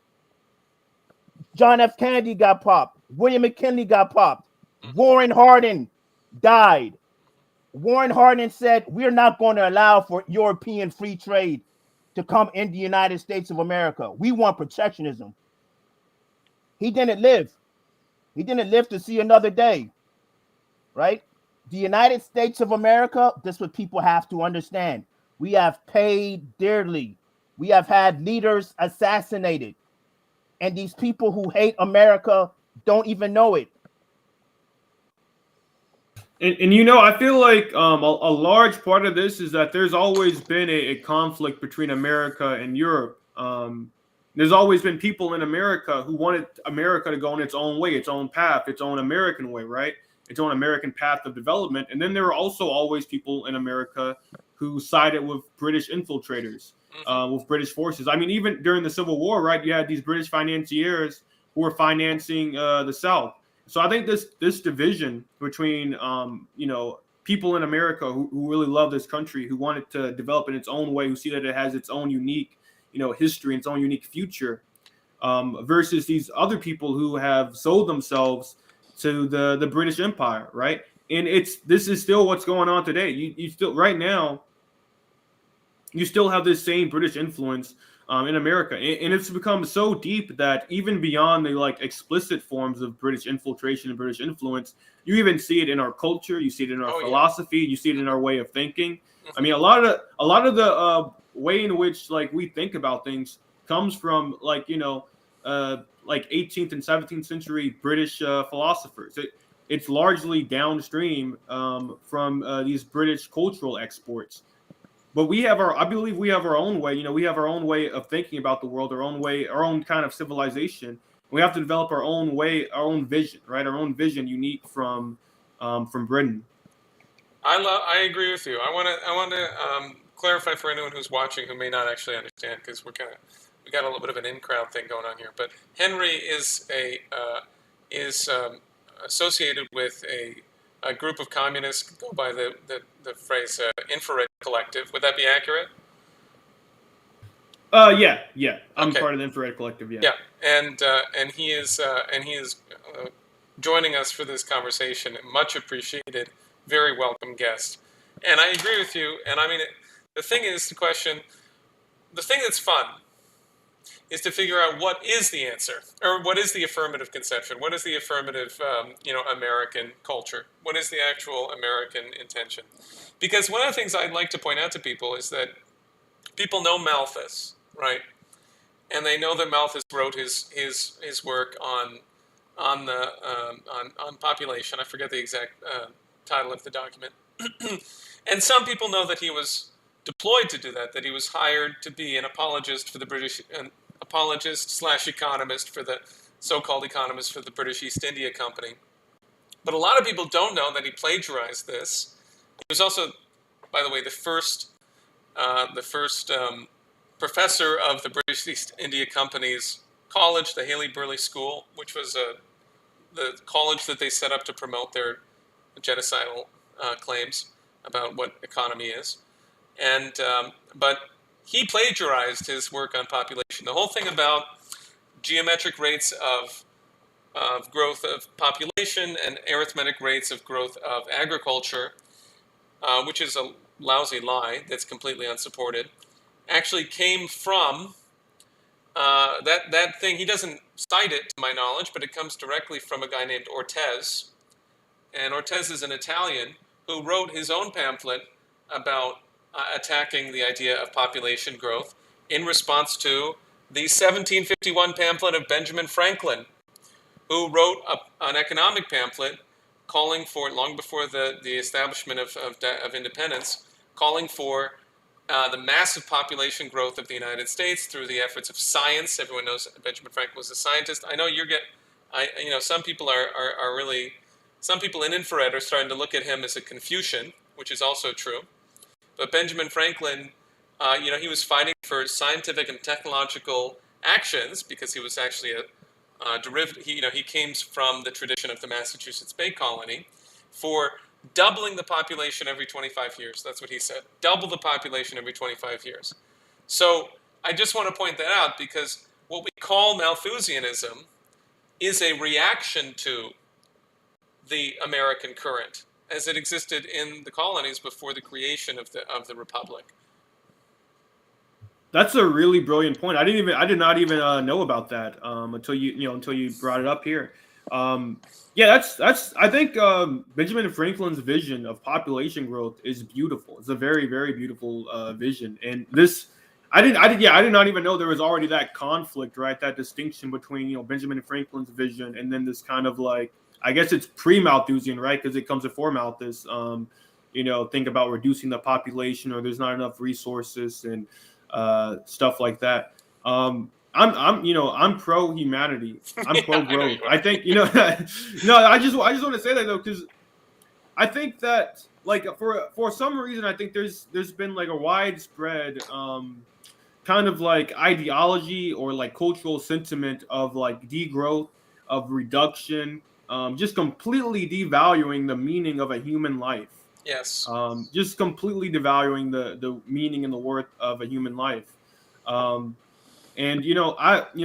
I support whatever unleashes the forces of production, whatever allows for more wealth, more growth, more humanity, more humans, more people, and more humans, more people means more ingenuity. It means more achievements. It means more works of art. It means more works of science. It means we learn how to use our resources in ways we couldn't have even imagined, 10 years ago, because we gave rise to these great people, and every human is the potential, for something great. Well, everything is about people. Everything is about people. I think you find yourself in very good company in that. And so let me pose a couple questions for you, since you know a lot about things that we don't know that much about. So what do you think? How do you see this expressed in the culture and in the left today and the leftoids? Yeah. And also Reddit, right? Reddit is like the number one satanic website in the world. But yeah, go on. What do you think is going on? Yeah. Well, I've seen like videos of people like like the Roe v. Wade decision or whatever. I've seen like videos. Now, regardless of what your opinion on it is, the videos I've seen are just grotesque. Like videos of people like parading saying, "Yeah, we're gonna kill our babies." Like it's just ridiculous. I feel like the left does this thing where it takes a kind of like a liberal position and then it just makes it as extreme as it could possibly be. So if the kind of mainstream position is like, oh, there's environmental problems and so on, they take that, and I disagree with the more moderate mainstream vision too. But they take that and then they just stretch that out to being the most extreme version of itself that it can. Almost the stuff I think they want to play into the kind of fears that the right and also just normal people, normal Americans tend to have. So yeah, I think Satan is in the left. Shaitan is in the left. It really is, because like I've been watching the left for the last few years. Before infrared went public, we were kind of watching left-wing movements and so on, and that really is, I think, the source of evil in America. It's the hotbed of evil in America, and so much money goes into propping it up, into funding it, into these universities and these think tanks and these NGOs that create these ideas, which on the surface sometimes seem to be morally correct, but then on the other hand, end up masking all these kind of like really dark, satanic goals. Like reduction of the population, imperialism. You know, one of the things I've noticed too is that this kind of like degrowth philosophy, it's really bad at home, but it's not even just bad at home because they try to export it to the rest of the world. They use it to justify attacking other countries. Like I remember Bernie Sanders after the Russian special military operation in Ukraine. He released a statement saying that we need to be more hard on like, I think he called them like petro dictatorships, basically like powerful oil countries that have a lot of oil, right? So this degrowth philosophy, it's being taken to its extreme. Suddenly we lost you. Can you hear me? Check your mic again, Henry.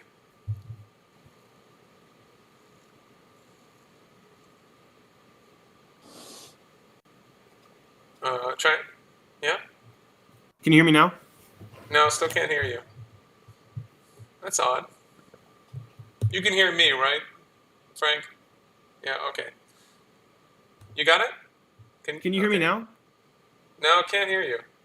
Nope. Okay, you work on it. I can hear him. You can hear him? What the heck is Yes. going on here? I can hear him. Okay. Now I can hear you. Okay, go ahead. How strange. Okay. What was the last thing you heard before I cut out? You were talking about Bernie Sanders' statement about the petrodictatorships. Right, yeah. So basically, this degrowth philosophy has reached such an extreme to where now they are justifying, invasions of other countries. They're justifying usage of soft power, like sanctions and so on, starving out other countries, with the justification being that they literally want to, they say they want to save the environment, but really what they're doing is they're preventing people from having the vital resources that they need to prosper and to grow. And that's another thing I want to address too is the kind of environmentalism crisis. Yeah, let's talk about that. Go on. Yeah. So my opinion is this: I do think that there is an ecological crisis, but the way in which I address this is I don't think to respond to this you need to stop using oil. I don't think you need to stop using nuclear power. I don't think you need to move away from these forms of energy. I think it's the opposite. I think some kind of ecological crisis is inevitable, and the only way you're going to prepare humanity from that is by unleashing the forces of production, producing more, and so that you actually have the infrastructure built to deal with the kind of side effects of climate change that will likely appear in the future. You solve the way I see it is okay. Maybe industrialism and modernity gave rise to new conflicts with the environment, but the way in which you solve that is not by going back. I don't think you can ever go back. It's by going further into the future. It's by more growth. It's by more infrastructure. It's by more looking scientifically also into more ways of addressing these issues. That's why there's this artist in China that I really like called Fan Renan, because he has a series of art called China 2098. And a lot of it addresses like ecological concerns and ecological fears. You'll see, for example, paintings where there's like these giant infrastructural projects created to deal with overflowing water and stuff like that. And so, and I think the overall message that he had, and I had a talk with him a couple years ago.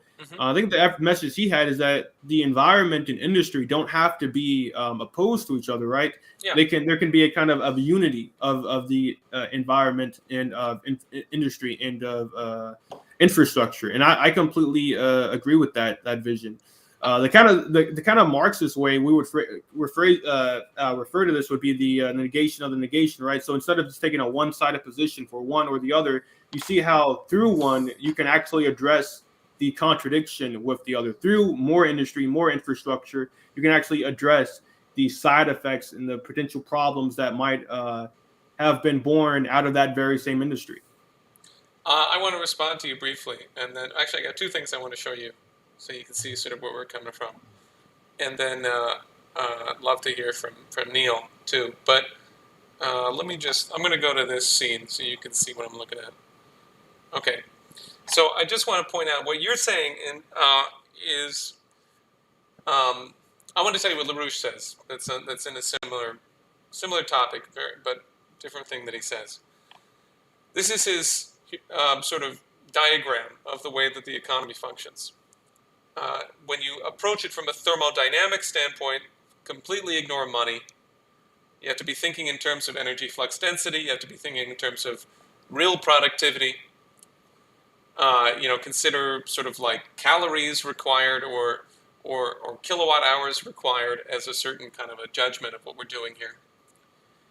The population is divided into agrarian or agriculturally productive, working class, or in other words, industrially productive, and then other, which would include teachers, it would include military, it would include hospital, medical professionals. But it also includes all types of service labor, as well as the completely destructive, usurious Wall Street, right? And what is produced by these productive sectors of the economy, productive people within the population, in the case of farm labor, it's a similar thing here, but we're going to look at it here first. You're going to produce out of your 100%, if this is your total production, S plus V plus Z, the V is the portion that accounts for the household goods needed to sustain your population, to sustain your productive population. Let me be precise. So you have an industrial sector of the consumer goods, and you have an agricultural sector of the household goods, and those go back and are consumed by the the working population, the productive population, excuse me.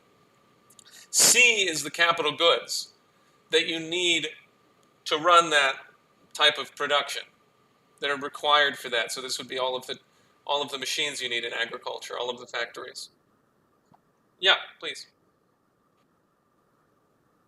No, that's V. Pardon me. V is consumer goods. Let me see if I can just do it. It'll be easier to see. Sorry about that. How's that? Okay. So good. So C is the capital goods. V is the consumer goods. And then here, first we should look up here. You get. Well, I guess I'll start here. You get S, which is the gross profit of that production. The gross profit of that production. In this case, in agriculture, we don't account for D. In the case of industrial labor, we account for D. D is what goes over here to the overhead in the economy in terms of the population. The people who are doing all the other things you need in the economy besides these productive jobs. So that's what's going on here. The S, the profit, we get to deduct from that the portion that goes to the overhead, and you're left with S prime, where S prime would be society's net operating profit of total production.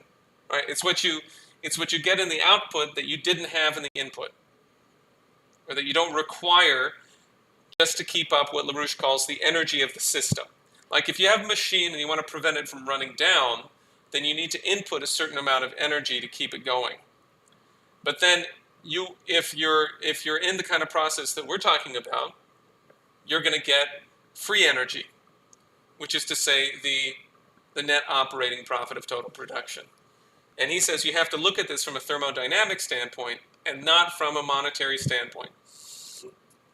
And this is a heuristic because we say, well, look, if you can keep this process going and you keep on being able to produce not just S prime, but an increasing rate of profit of S prime over C plus V plus D, or approximately C plus V. If you can do that, then you will have what he calls an anti-entropic economy. It will not tend towards equilibrium, it will tend towards tremendous breakthroughs in development and growth. And it'll tend towards an increasing number of people at an increasing standard of living in a physical standpoint, with an increasing investment in their economic infrastructure. C would include high-speed trains, for example, which would provide an increasing capital intensity, which is the ratio of C to V, the amount of the power of technology and infrastructure that backs each family up. And this process can only be achieved if you're reinvesting the S prime into new technological growth and new scientific fundamental progress, because somehow you've got to increase you've got to increase V, you got to increase C, and you've got to increase the proportion, the rate of the profit. So the D has got to go up as well. Everything's got to go up, but the rate of profit has to go up faster than everything, essentially, and that requires fundamental breakthroughs in science and technology. If you don't have fundamental breakthroughs in science and technology, if you don't have also a culture that is sufficiently elevated that they can communicate these principles and act on them, then what happens is that you will degrade everything around you. You will use up all of the resources that are close to your production. You'll have to go further to get the resources. You'll have to use different means to get the resources, and you will gradually eliminate your S prime, or very rapidly.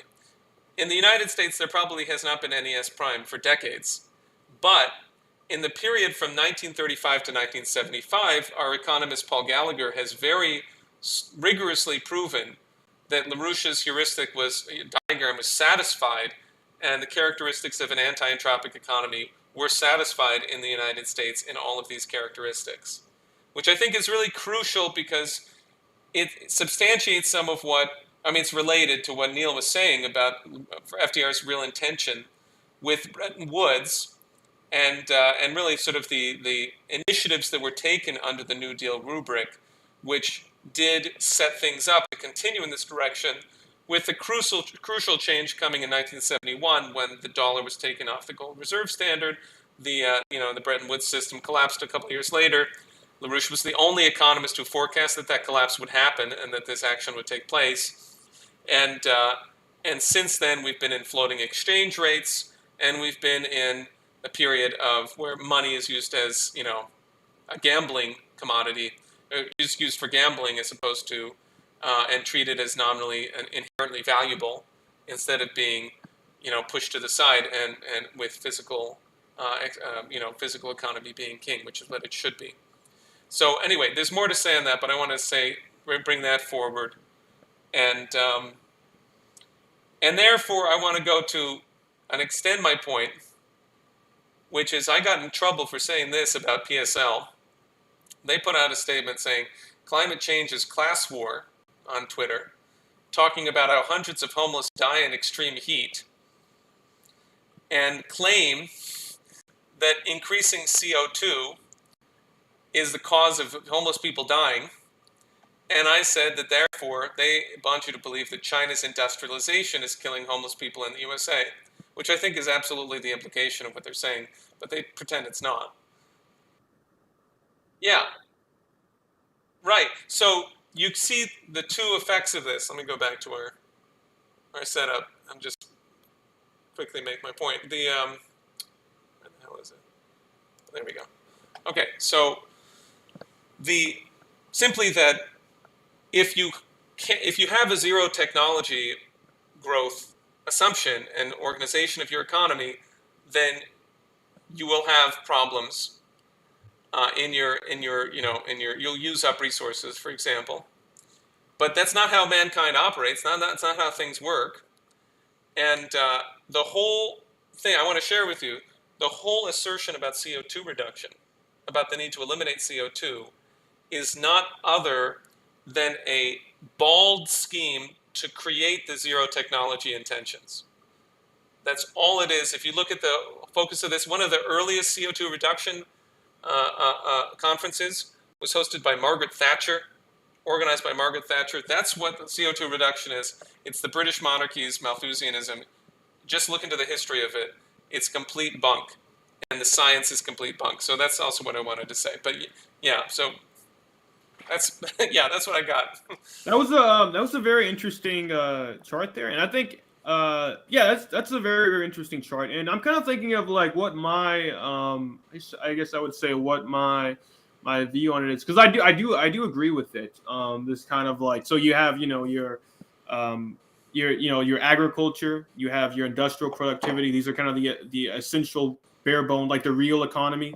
Yeah. And this produces surplus, and then that has to go to other services, and then you have some left over. And yeah, the only way to actually continue to produce more and more surplus each time is going to be basically having better forces of production, which require technological, revolutions in technology, basically.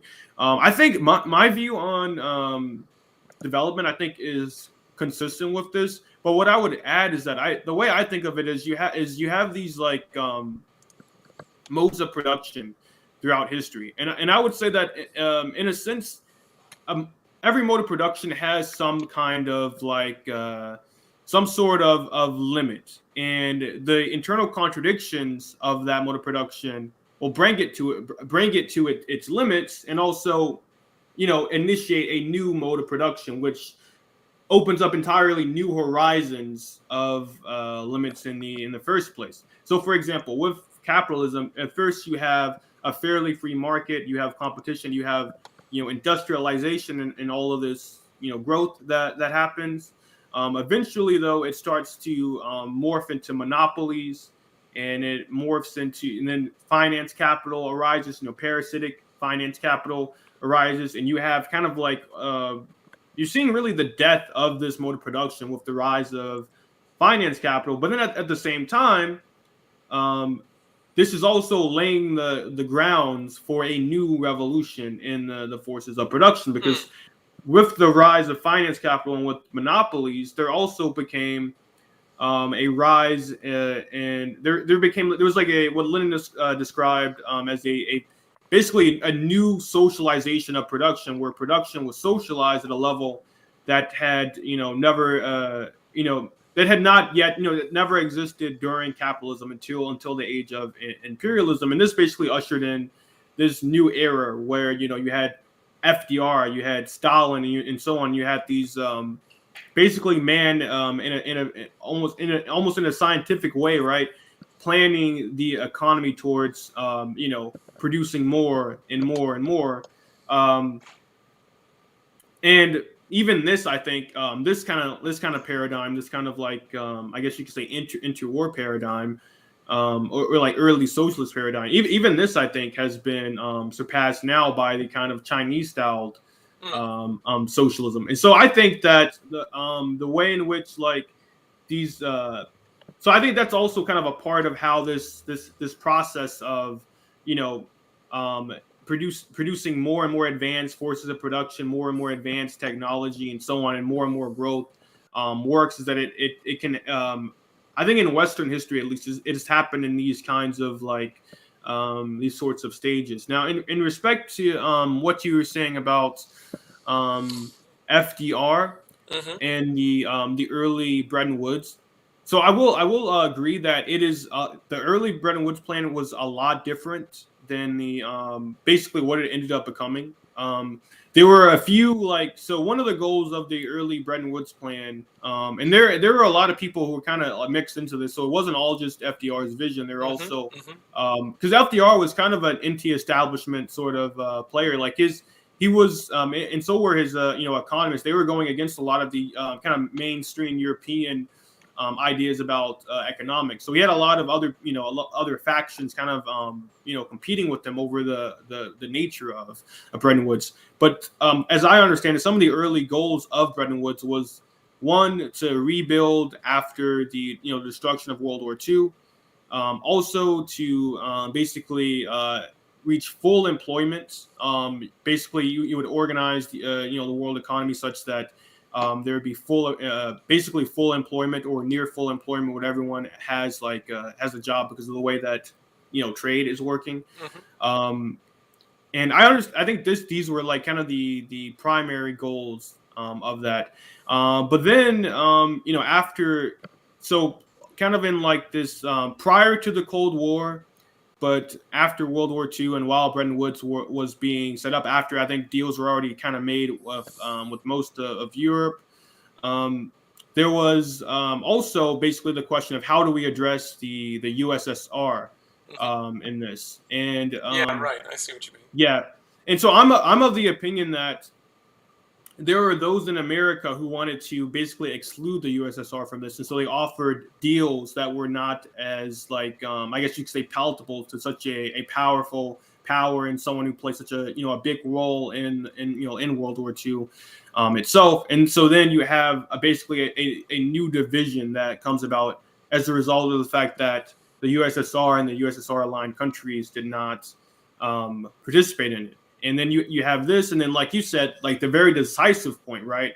where Bretton Woods takes the nature that it does today is with the end of the gold standard and the rise of the U.S. dollar as the global reserve currency, basically, where you then have a replacement of the old way. And I think this kind of goes along with what you were saying, how like the U.S. economy actually was producing more S prime, right? It was producing more and more S prime.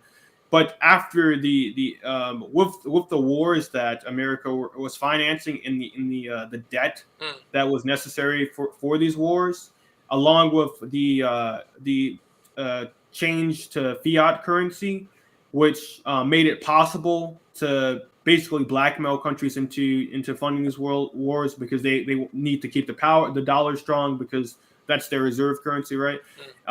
So this created a situation where instead of growing more, instead of America's economy being based off of more and more growth, America's economy increasingly became based upon debt. And this debt was not taken on for the purposes primarily of growing the economy more, but it largely went to financing these kind of like Cold War projects, and then later on, even the Middle East, and but you know the story after that, right? It goes on to basically financing wars, and it's kind of I guess you could say unfathomable level in history. And so you have this kind of really parasitic economy where it's no longer based upon producing more; it's based upon borrowing more. And what's borrowed is not actually invested in something that's going to produce more back, right?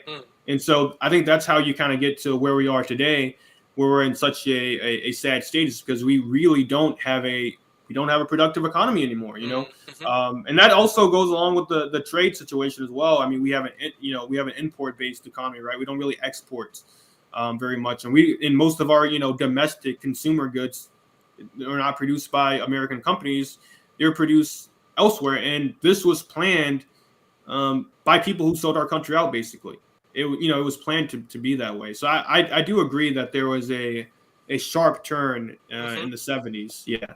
I would agree with that. As far as the climate change thing goes, what was the last thing you said about climate change? Okay, well, I would love. Oh yeah, I remember. Yeah, I remember. It was the PSL. Yeah. Tweet you made. Yeah. That tweet is just complete brain worms.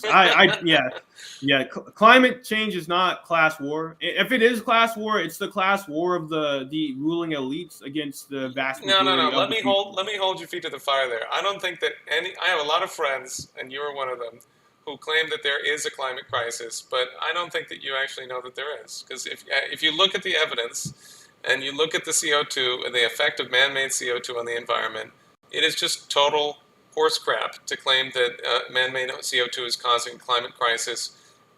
Total horse crap.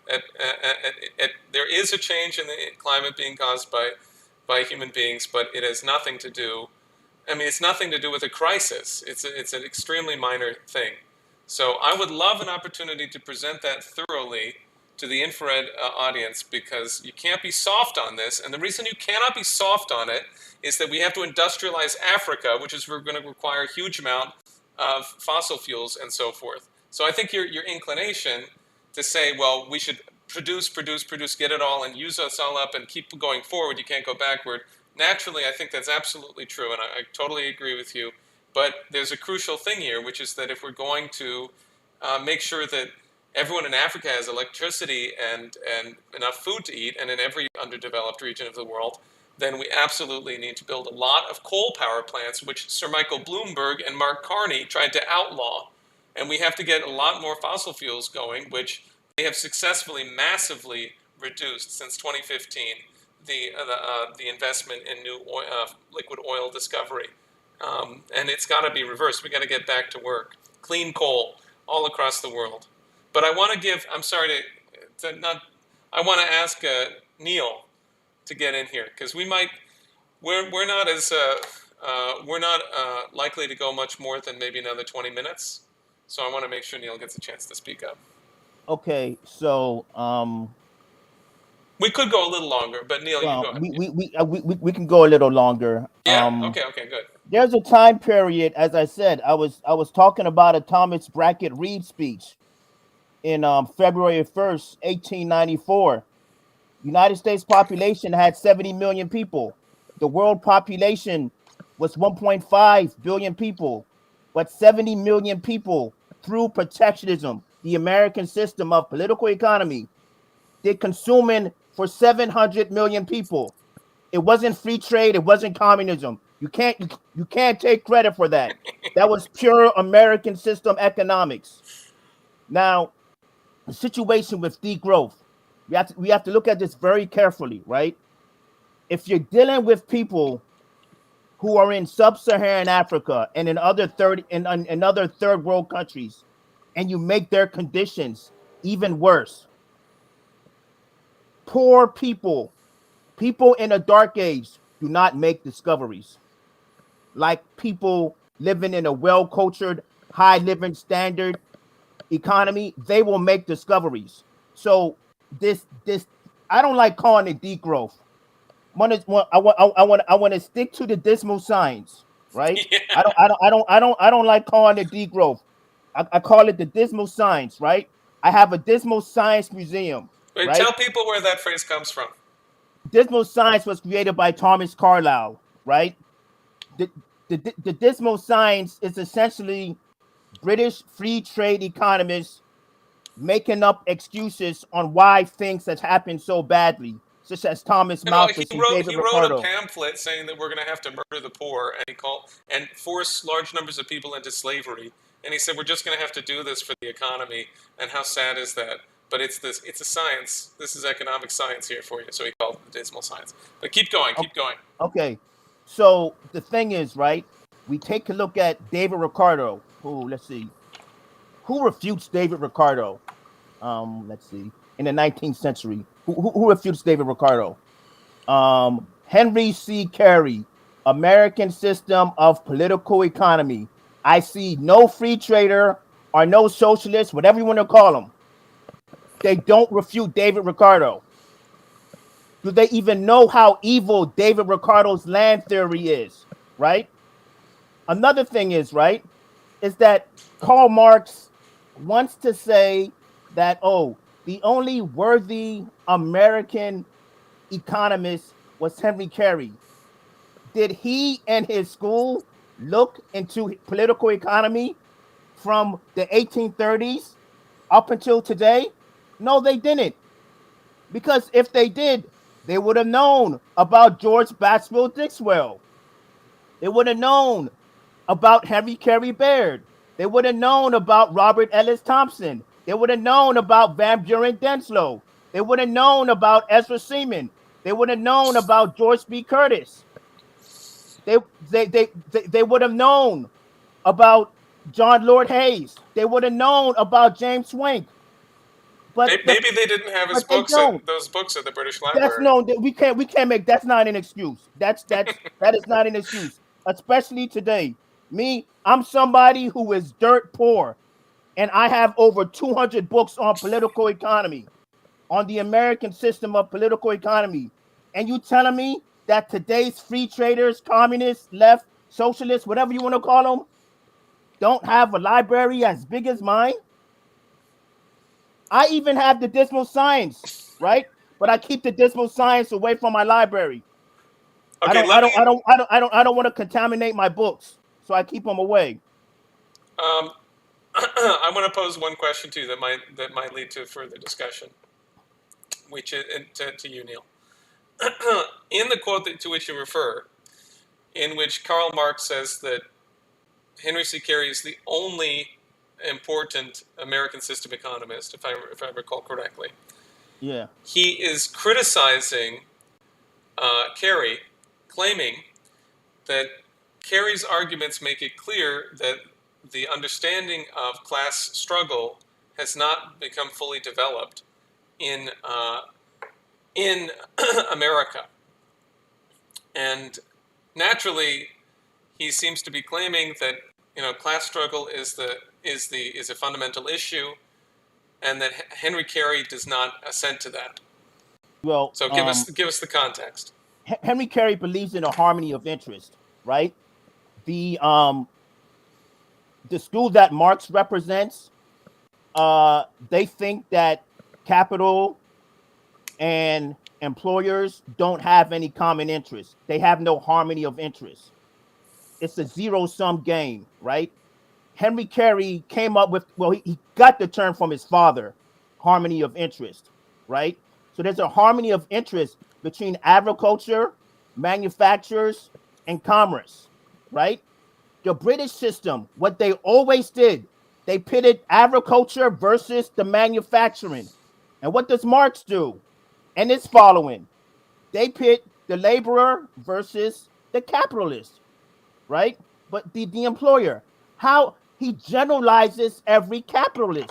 How is every capitalist evil? I don't understand that, right? You have you have situations where, like, someone like a Carnegie, right, or someone like an Eber Brock Ward, who was the first millionaire in Michigan. He was a protectionist, by the way, but on websites they don't say that. They don't say that he was a protectionist, right? He was a millionaire and he was an industrialist. Today he'll be called a capitalist. He was a protectionist. American system of political economy. He was not a capitalist. He was part of the American system of political economy. So this whole thing with class struggle is that you want a zero-sum game, where the only way that I gain is that the other people have to be brought down to that level. We can't have that in society. As long as we have the zero-sum game in that society, people are not going to be able to work together, and there's not going to be any harmony of interest. And the harmony of interest is what we need. We do not, what we want to do, it's commerce, Christianity, and civilization versus the British system of free trade. It's nothing else. It's commerce, Christianity, civilization versus British free trade. And Henry C. Carey wrote that pamphlet in the 1870s. But guess what? Henry C. Carey was outdone in 1879 by John Lord Hayes, who wrote a pamphlet about textile machinery in the United States of America. And textile machinery in the United States of America, John Lord Hayes says its greatest contribution was giving birth to the machine tool sector.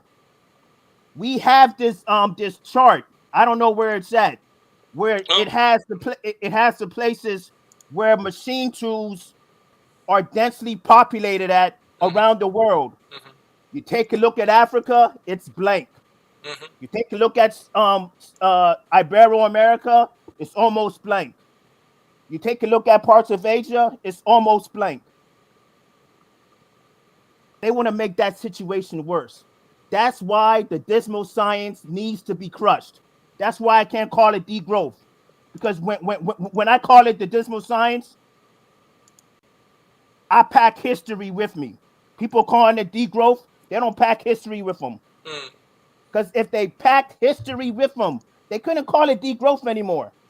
They said these people had the same thoughts, but they lived in the 19th and 18th and 17th century. And you can go back even further. Okay, I want to give it. Yeah, go ahead. I want to give a response, kind of addressing some of the things brought up. So I'm going to start with addressing the thing about climate change. Yeah.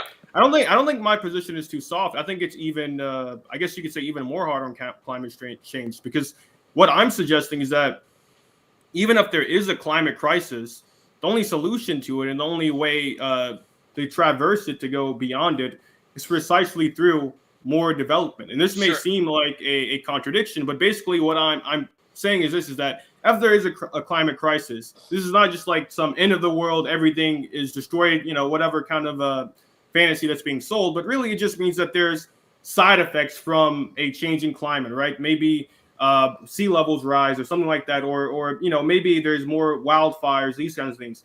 And the way in which you deal with that, right, is through building up infrastructure that can protect our cities, Yes. and, basically make us stronger. So I'm very much for the development of Africa and China, I know America. you are. I know you are. Yeah, Absolutely. yeah. Like one of the things that kind of got me interested in China was the Belt and Road Initiative, Amen. the New Silk Road, right? Mhm. So yeah, I'm definitely all for that. As far as addressing the things about Marx in respect to I'm gonna do it specifically in respect to the question of class. Mhm. So here I am gonna have to fundamentally disagree with you in part. Well, yeah, maybe, yeah. I would say I'd fundamentally disagree with you on one level, but there's also some things in which I do agree with you on, because I think that there's a lot of confusion over Marxism because of the way in which the theories of Marxism have been promoted in the West. So Marx doesn't just have this view where there's just one bourgeoisie and the bourgeoisie is evil, or the bourgeoisie is always bad, or the bourgeoisie is always against basically more growth, more development. It actually very much depends. Like, so for example, during the early history of capital, Marx would say that the people who ushered in the rise of the bourgeoisie, like people like Napoleon, people like George Washington, these kinds of figures who ushered in the rise of the bourgeoisie, he praised them, right? Precisely because this led to a revolution in the forces of production. And, this is basically what unfettered the developing industrialization. It's what allowed it to take full form. Another distinction also that is often made is the distinction between the national bourgeoisie and the imperialist bourgeoisie, right? And this becomes more relevant after Marx, when it comes to people like Lenin and like Mao, especially Mao Zedong, who, for example, even went as far as siding with the national bourgeoisie in some instances against the imperialist bourgeoisie, right? The national bourgeoisie would be people who have more domestic interests, people who have more national, very much as it sounds, versus imperialist bourgeoisie who benefit basically from foreign imports of finance capital, of finance investments and so on, and who have their bases more so tied up in these foreign, other foreign bourgeoisie, right? And there's a contradiction between those two sides. And the position of Mao Zedong was actually that there's many within the national bourgeoisie who will join the revolution against the imperialist bourgeoisie. He even allied with. World War II is the best example of this, right? He allied with what was one of his biggest historical, enemies in China against Japan, right? So we don't actually have this kind of like black and white view where the bourgeoisie is bad for society, proletariat is good for society. Now, what I do disagree with you about, though, is this idea that, well, here's how I would put it. I do think that class contradiction is fundamental, though, because with capital, the rise of capitalism, there are objectively existing contradictions within that, right? That's precisely why you have capitalist crisis. That's why you had the development of imperialism to begin with. That's why you had the development.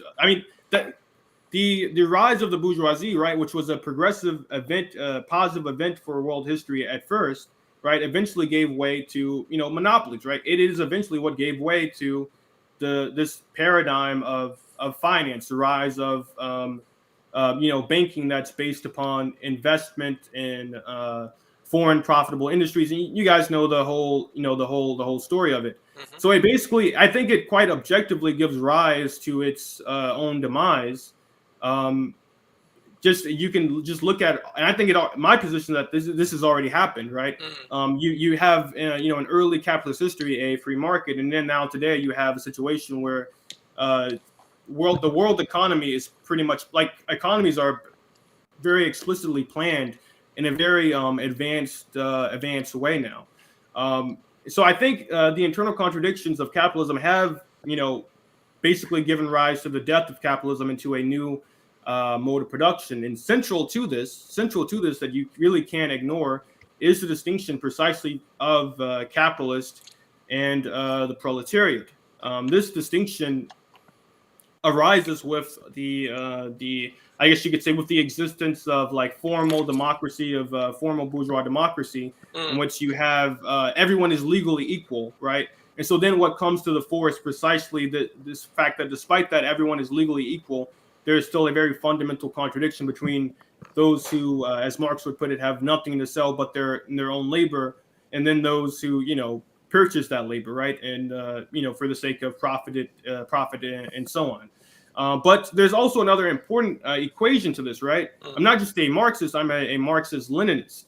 And I think the discovery of Lenin and the Bolsheviks in Russia was precisely that it's not just the only way the proletariat can be victorious is precisely through having its basis in the countryside, in the more wider masses, right? And in Russia, this was an actual peasantry, right?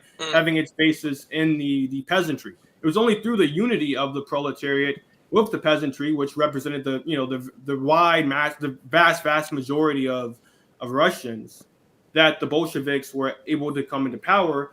And this was a unique discovery of Lenin, and it was taken even further with Mao Zedong, whose class basis was almost entirely based upon the peasantry. And so I do think that despite the fact that we're basing this analysis off of class contradiction, you actually have a situation where the vast majority of people do become united, right? The unity of the working class, what was at the time the more urban industrial working class, and the countryside, the peasantry, against people who were basically trading out the country. And the worst examples of this of the bourgeoisie in this case would be the imperialist bourgeoisie.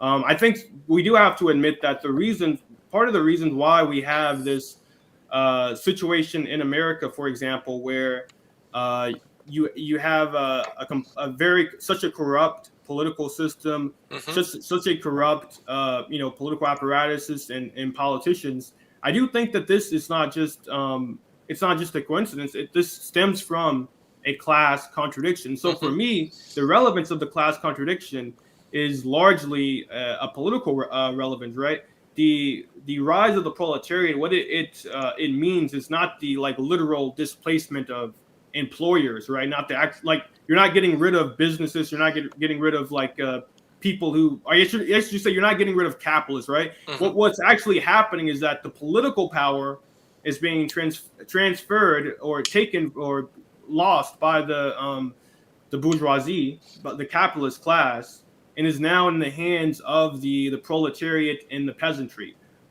the wide masses of the people led by the working class. And it's only with this kind of this political power of the working class and the peasantry that you can guarantee that the government is actually going to work for the vast majority of people, right? They have to be the ones who have the political power. Now, you can say with formal democracy, technically this should already be the case, right? But we see that this is not the case, right? There's been the rise of a deep state, right? There's these institutions that are not a part of our formal democracy, which at the same time control our formal democracy in ways that are, almost unfathomable, right? Like look at the CIA influence and the way that the CIA has influenced our culture, right? Look at the way that the media, brainwashes people. Even the university itself, I would say, is one of the most central sources of this kind of ideological and cultural power. Is the universities, the science, right? All this kind of stuff. For me, what I'm simply saying is that this kind of class power is based precisely rooted in the bourgeoisie. The deep state is rooted in what Marx would have called the capitalist class or whatever, particularly the imperialist capitalist class.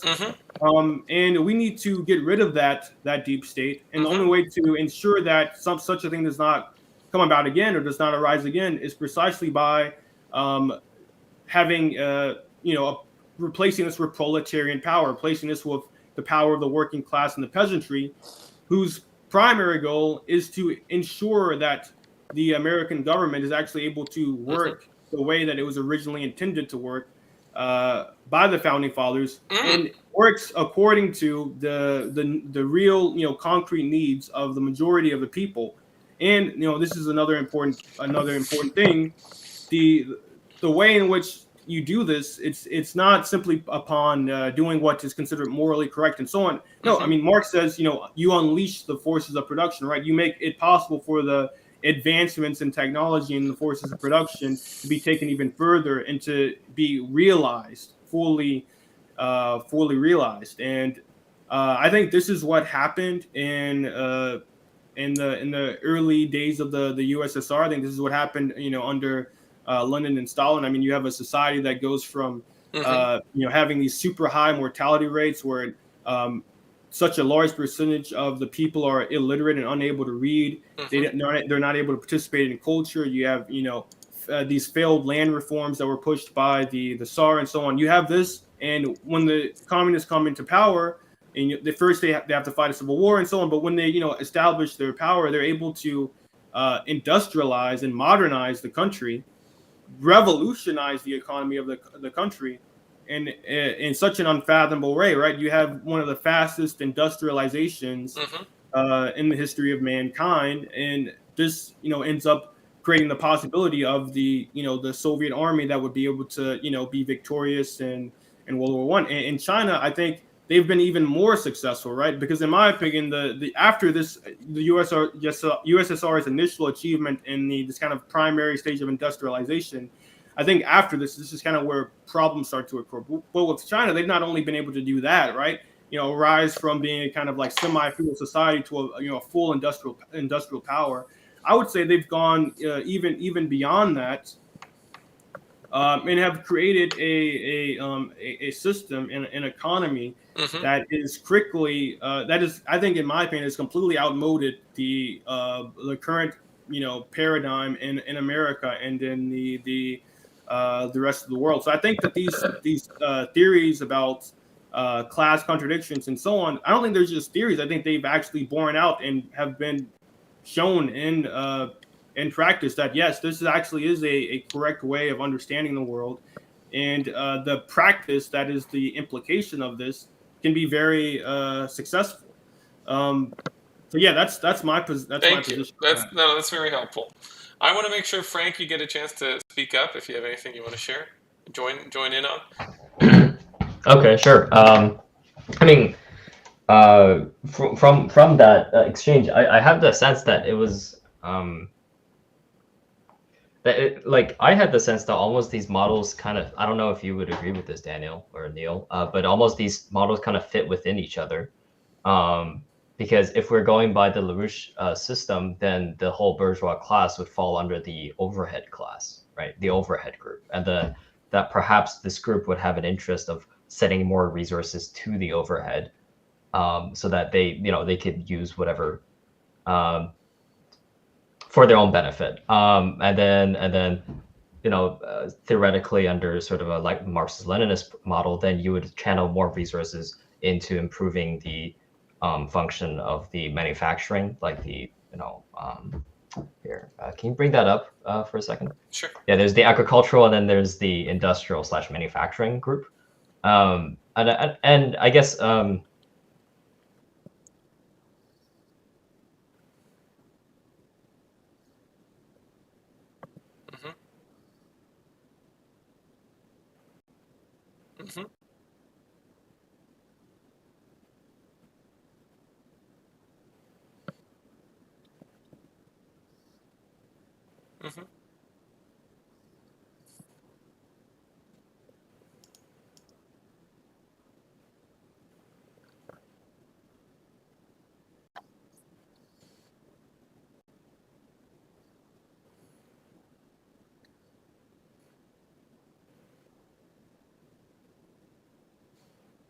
susceptible to these ideas are those who belong in the sort of overhead, the managerials and the people who run the factories.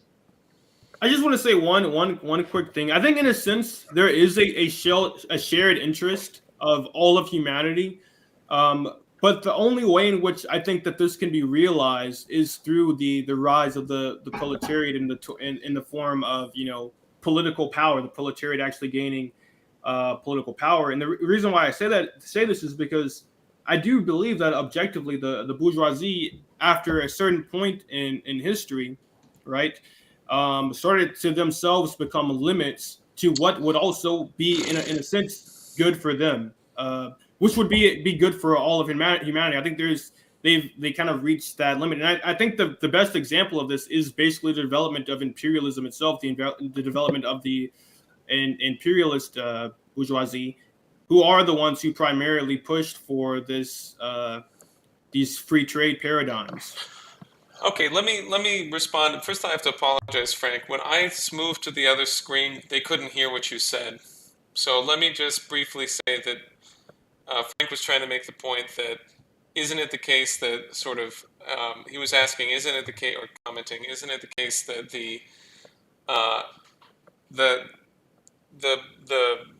there's a bourgeois class, or there's a class that belongs to the bourgeois, a particular section of it, or something like that, that I hope people can hear me. I think people should be able to hear everyone.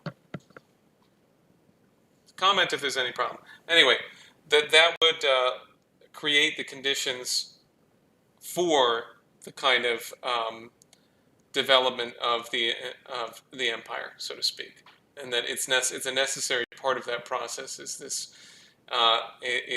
is that? I'm sorry, Frank. Can you speak? I got a little bit distracted. Can you reiterate your point? Yeah, sorry. Which point were you? I was to say that there's some. It seems to me from this conversation. Yeah. Right.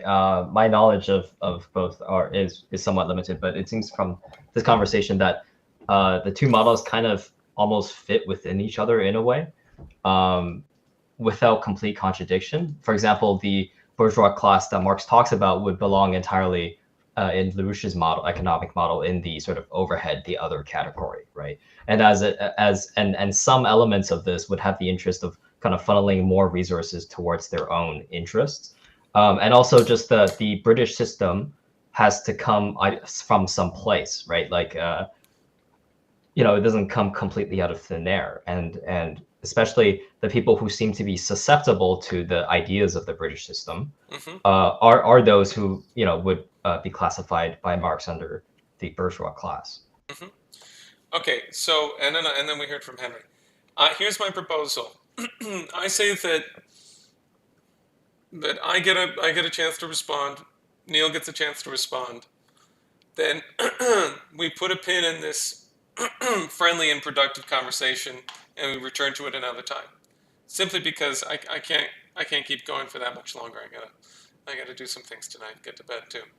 So that sounds good to me. Yeah. Sounds okay. good. Great. Yeah. Because I think I'm extremely grateful for this conversation and to hear the questions, including from you, Frank, that I think set up an important area of discussion. And first thing I want to do is I want to substantiate, and then maybe we can look at, we haven't really looked at the comments very much. People are asking for your top 10 books, Neil. So definitely you need to give those at some point. Anyway, but what I want to communicate are some of his specific criticisms of the Marxist theory that I think would give you an understanding of why his method is different. And I also want to share with you, where I think what you're expressing may suffer from the same problems. Okay? And then I'll talk about what Frank said. So first of all, Larouche simply disagrees fully with Marx's theory of history. Namely, this idea that there are historical stages that we're going through, that it is sort of a proven law that you go from feudal to capitalist to socialist, and that the studies that he did of the British economy, for example, are a good. Larouche contradicts him, or on the idea that his studies of the British economy are sufficient to demonstrate his case. And I'm going to read to you directly from something that he says on this. So I hope I don't break anything by going to a different scene. This is a really excellent paper for people to read who want to sort of answer the question for themselves. What is the difference between what Larouche says and what Marxists say? Or what Marx says? Or, in this specific case, whatever. Just look into it. See what he has to say. It's called Does Technology Steal Jobs? It's from 2002. And he starts by talking about just asserting it's not true that technology steals jobs. I know that this is something that that Henry and other people would agree with. But he goes into his criticisms of Marxist movements. And I want to start with one of them, and then I'll probably go back to the other one. He says, in what passed for orthodox Marxism, the doctrine was the following.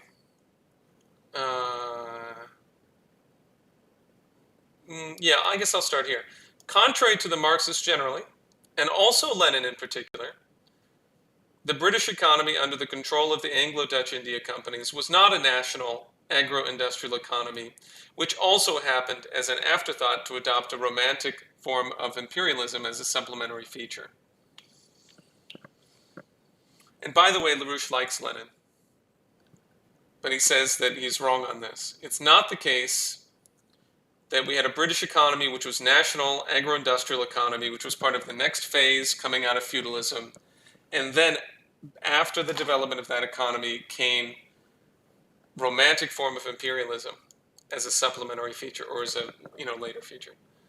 Romantic meaning based on Rome, on the Roman Empire. To restate this crucial point, review the issues of that observation very briefly as follows. In what passed for orthodox Marxism, the doctrine was the following. It was supposed that the so-called capitalist economy of the British Isles was a lawful stage of historical, political, economic development. It was argued that this national economy acquired the added attribute of imperialism. The truth was exactly the reverse.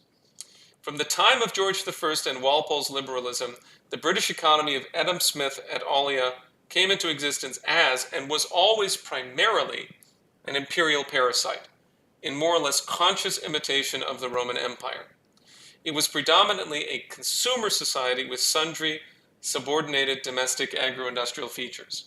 Until a shift which occurred during the 20th century, the United Kingdom's domestic policy was carefully managed under what remained, in fact, a strongly protectionist screen against unwanted intrusions. Yet then as now, the objective was always a lust for invisible earnings from abroad, chiefly those pilfered by artful dodger Adam Smith's invisible hand. On this latter point, Rosa Luxemburg's emphasis on the characteristic role of international loans, such as that of Herbert Feiss, was right relative to Lenin and the Social Democrats. And I'll just read one more sentence here. In fact, the British 18th century economy was an outgrowth of the preceding centuries-long role of Venice as the leading imperial maritime power of the Mediterranean region, Europe included. So Larouche really does not, is this going to work? I think so. Larouche really does not make this, he attacks this assertion that that imperialism comes after capitalism, or is some outgrowth of it. And if you look at the rubric that we used earlier, it's understandable why he makes this criticism, or why he has this judgment of history. Namely, that he identifies that the primary action of the Roman Empire in controlling the economy of the Roman territories was to create a zero growth situation. They actually outlawed, I've used this example a lot recently, but it's a very evocative one. They outlawed the water wheel in early Roman Empire, which had been, or not exactly outlawed, but they didn't build it. It had been invented by the Etruscans a couple hundred years prior. People knew about this technology, which increases the power of labor. One man can do the job of 10, right? They outlawed it, and they said it was too capital intensive, too expensive, and that it was really necessary to use slaves. And so this is the characteristic feature of an expression of the characteristic feature of the Roman system, along with the looting of other territories through tax farming and military conquest and so forth, the destruction and looting of territories. So his point is that if you look at the British system, and of course the Venetian system he refers to with its major focus on maritime control, if you look at the British Empire, that's the same animal that we're dealing with. And indeed, there's a direct connection. The people who theorized the Venetian Empire then sent their ideas to Amsterdam, started the Dutch East India Company, and associated families and ideas were the central feature in the creation of the British East India Company. Go ahead, Henry. Yeah, so there's one distinction I wanted to point out, which is that Lenin actually, I think it may be in, I think it may have been like in footnotes, or I think it was in footnotes or like endnotes. He points out that the imperialism that he's describing is actually very, very distinct from Rome, what would be the romantic form of imperialism, and it only shares a kind of, I guess you could say, more metaphorical connection. And I think that there are some prime distinctions. So, for example, you mentioned the fact that there is this this zero growth paradigm of the Roman Empire, where they actually, like in a reactionary way, stop the development of certain technologies, right? And with the rise of imperialism, I think there still is a desire, most fundamentally, for profit. You still have these investments being made for the sake of being able to profit more. And also you have a rise of finance capital in a very, it takes, as opposed to being just like an intermediary, it becomes like the primary driving point of the economy becomes the banks. And you also have, and this is another important point, you have the free trade basically ends, right? And it gets replaced by monopoly. So on the one hand, you have the industrial sector. I don't know what you're referring to when you say that free trade ends. I don't know where you conclude that.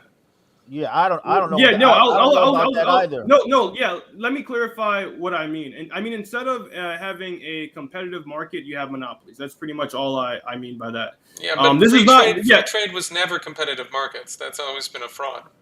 It's the invisible hand. No. It's no, Yeah, let me finish my response to your things, because I think we could talk for hours, and I would like that, but we have to conclude pretty soon. So I hear what you're saying, and I'm not saying, and I'm interested to hear Lenin's response, or Lenin's way of discussing imperialism. I'm not totally familiar with it, so I'm very willing to learn. But I'm sharing with you what Larouche's particular critique is, and Lyndon definitely read everything that Lenin and everything that Marx wrote, so he's giving you his own opinion, and he's not focused on. You can trust him in that sense. Anyway. But he also says at other points that it's his view that Engels in particular was basically anti-American, and that Marx's critique does not, and the way that he responded to Henry Carey's comments demonstrates that he had he did not comprehend the American Revolution from the standpoint that we've been discussing, and which I think is it's possible to prove this thoroughly. We've written many books that attempt to do that. I think that if you investigate the evidence, you may find that Marx was wrong about this. And I think that it's demonstrated in what you said. Your observation was that the case of USSR and of China demonstrate that approaching things from the standpoint of class struggle will then yield class, harmony among classes, so to speak. And that these are two examples of that then your evidence included massive industrialization. But to Neil's point earlier, you're leaving out the American system. You're leaving out United States, 1776, or later, to 1876, where in a period of 100 years, the colonies became the most productive country in the whole world. And I really appreciate this nice figure that you gave us, Neil, of 700 million. 70 million people consumed as much as 700 million people did. So how did that take place? And the stated and consistent economic policy of, for example, Abraham Lincoln, it's very easy to demonstrate. He was an American system economist. I mean, an American system president. And the Republican Party of his time period was created from that standpoint. The party platform for the Republican Party that that Abraham Lincoln ran on was written by Henry C. Carey, the American system economist. And if you look at it from that lens, it opens up a lot of things. The day after Lincoln is assassinated, practically, or within a short amount of time, his successor says, "I'm getting rid of protectionism."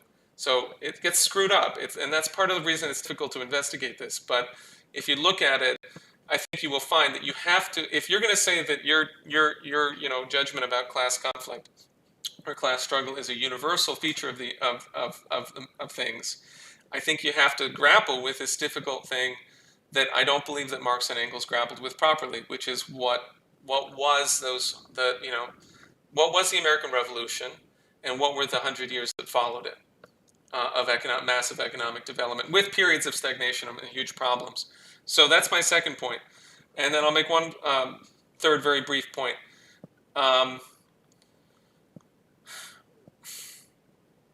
think that you know what? I'm not going to make it. I'm gonna hang back. Those are the couple things I want to point out. I'd love to hear what Neil has to say, and Frank and I guess I was going to talk about what you said, Frank. Last thing I'll say this is that I don't think that I just don't find it convincing to say that everyone who that the bourgeoisie is a sufficient judgment about a class of people. I'm not saying that classes of people do not exist. I would call, and Larouche calls in this very paper, the force behind the British Empire today, the force behind the Anglo-American Empire today. I would call that a parasitical class of people. I'm not against using that term, but I don't think that it is sufficiently accurate to say that out of the class comes the British Empire. I don't think that that's accurate, and I don't think that it's accurate to say that that there's such a thing as, if we have to distinguish between a national bourgeoisie and an international bourgeoisie or whatever, I say let's just distinguish people on the basis of thermodynamic questions, namely, are you a productive a member of the productive economy and supporting the productive economy, or are you not? Or are you speculative, basically? And then I can deal with that, because that seems to me to be a verifiable conception that would work. Although your question is really bringing up a deeper epistemological point, which is the question of materialism, as it's expressed, what Larouche calls the neo-Cathar thesis of physiocrat Francois Quesnay, which is the basis of, you're going to have to look into it, we'll have to talk about it a lot more, but the idea that there's sort of like that something would arise out of a substance as opposed to ideas. And I don't mean idealism the way that most Marxists would think about it. I think that's a vulgar representation of something, and it's false. But there's an idea of the reason that you said properly that Larouche's views, the oligarchical system, comes out of Aristotle, is that Aristotle provides the justification for the method and the theory that is used to keep people in a zero growth society. So that's the last thing I'll say, and pass it off to Neil. Please cap it off for us. Okay. So, what I find with Marxists on the history of Russia, the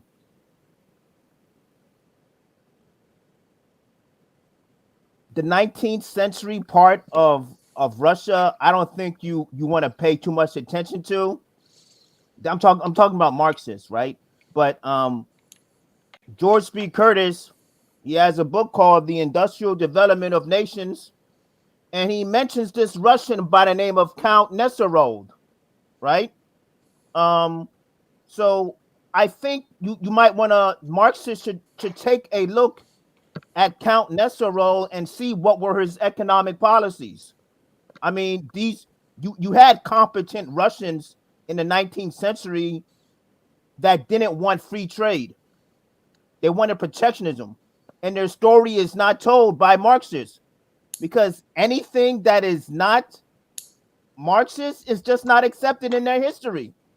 Like, like they completely whitewashed American history in the 19th century. The United States of America, you had two economic policies: free trade or the American system of political economy. I can tell you, I've done my work on the political economists and politicians who are Democrat, Republican, or whatever. If they did a speech on protectionism, I looked at it. If they did a speech on free trade, I looked at it and I saw the reputations.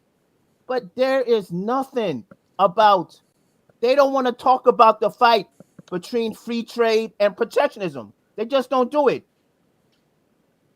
And I see that. I see that in the Marxist people that I interact with. They know nothing about the fight of America in the 19th century.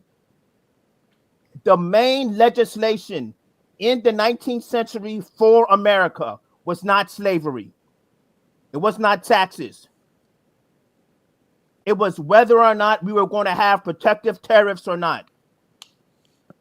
That legislation flip-flopped like hell. 1816, 1824, 1828, 1832, 1842, 1846, 1857. The Morrill tariffs, the McKinley tariff, the free trade tariff,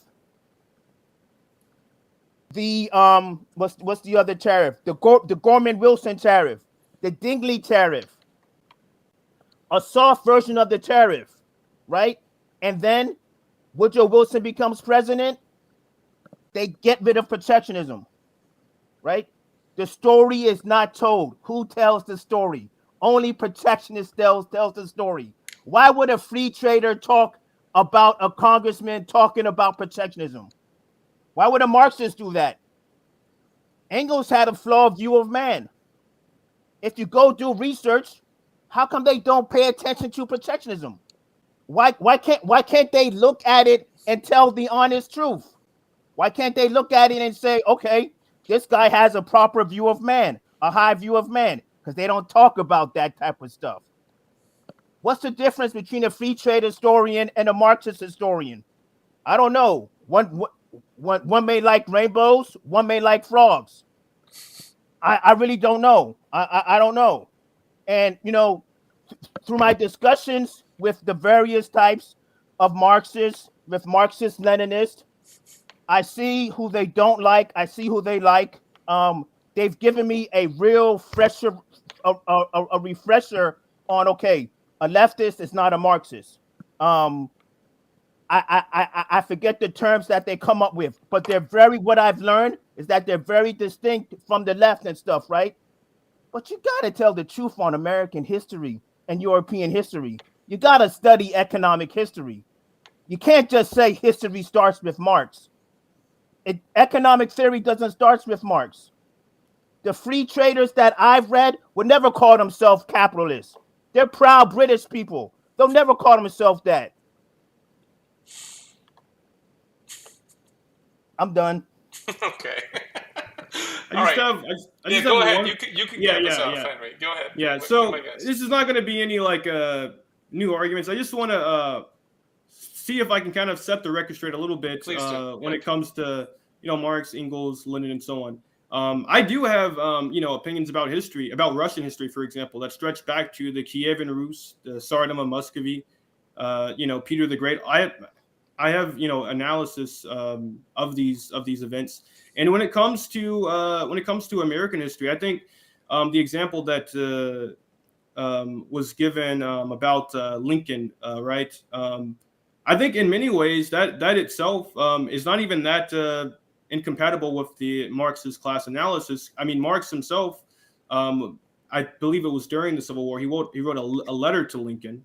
And in this letter, he was basically saying that Lincoln in the Star Spangled Banner represented the working classes throughout all of Europe and America. It represented a new rise of the working class, because if you think about it, this was a kind of revolution against the established big landowners in the South and the British British financiers, and there was this explicit distinction between, on the one hand, you had Britain, which was supporting the South. I think the government did not officially do so. The government was officially neutral, but you still had lots of elements within the British government wasn't states. neutral. That's a bunch of nonsense. The government was not neutral. Yeah, they claimed. I know it wasn't neutral. I know that. I know that. I know that. Tomfoolery, I know that. No, you're not listening to what I'm trying to say, though. I'm saying that they were formally neutral while at the same time financing the South in the Civil War. I'm agreeing with you on that. They're not truly neutral. I'm saying that's just the formal stance they took. Obviously, they did support the South during the Civil War, and the point I was trying to make is that Marx actually called them out on this and addressed explicitly the British support for the South, and made a point to make a distinction with his support for Lincoln. And I do think it's worth reading the letter that he wrote to Lincoln. So yeah, I think it might be fair to say that a lot of Marxists are not very aware of history. But just coming from my standpoint, the standpoint of infrared, if you will, look through more of our content, I know you've, obviously know a lot of our content. We do have far-ranging views across history, not even just, ranging ranging from Western history, but also especially when it comes to Eastern history. But yeah, I think we can conclude it here. It was a good discussion. Happy to learn about the different disagreements we had. Sometime in the future, I want to address those the arguments specifically that Larouche made in the paper. That would be really fun. Yeah. Well, anyways, glad to be on the show. Nice to meet you, Neil. Okay. Yeah, but you know what? But since you got one last in, I have to get one last in. Yeah, go ahead. Yeah, go ahead. Go ahead. Yeah, go ahead. Which is just to say that what we're talking about is a republic, and the U.S. government is a republic in its intention, which is not something that depends on anything formal. I mean, this discussion of formal democracy. Democracy is trash. We want a republic, which means a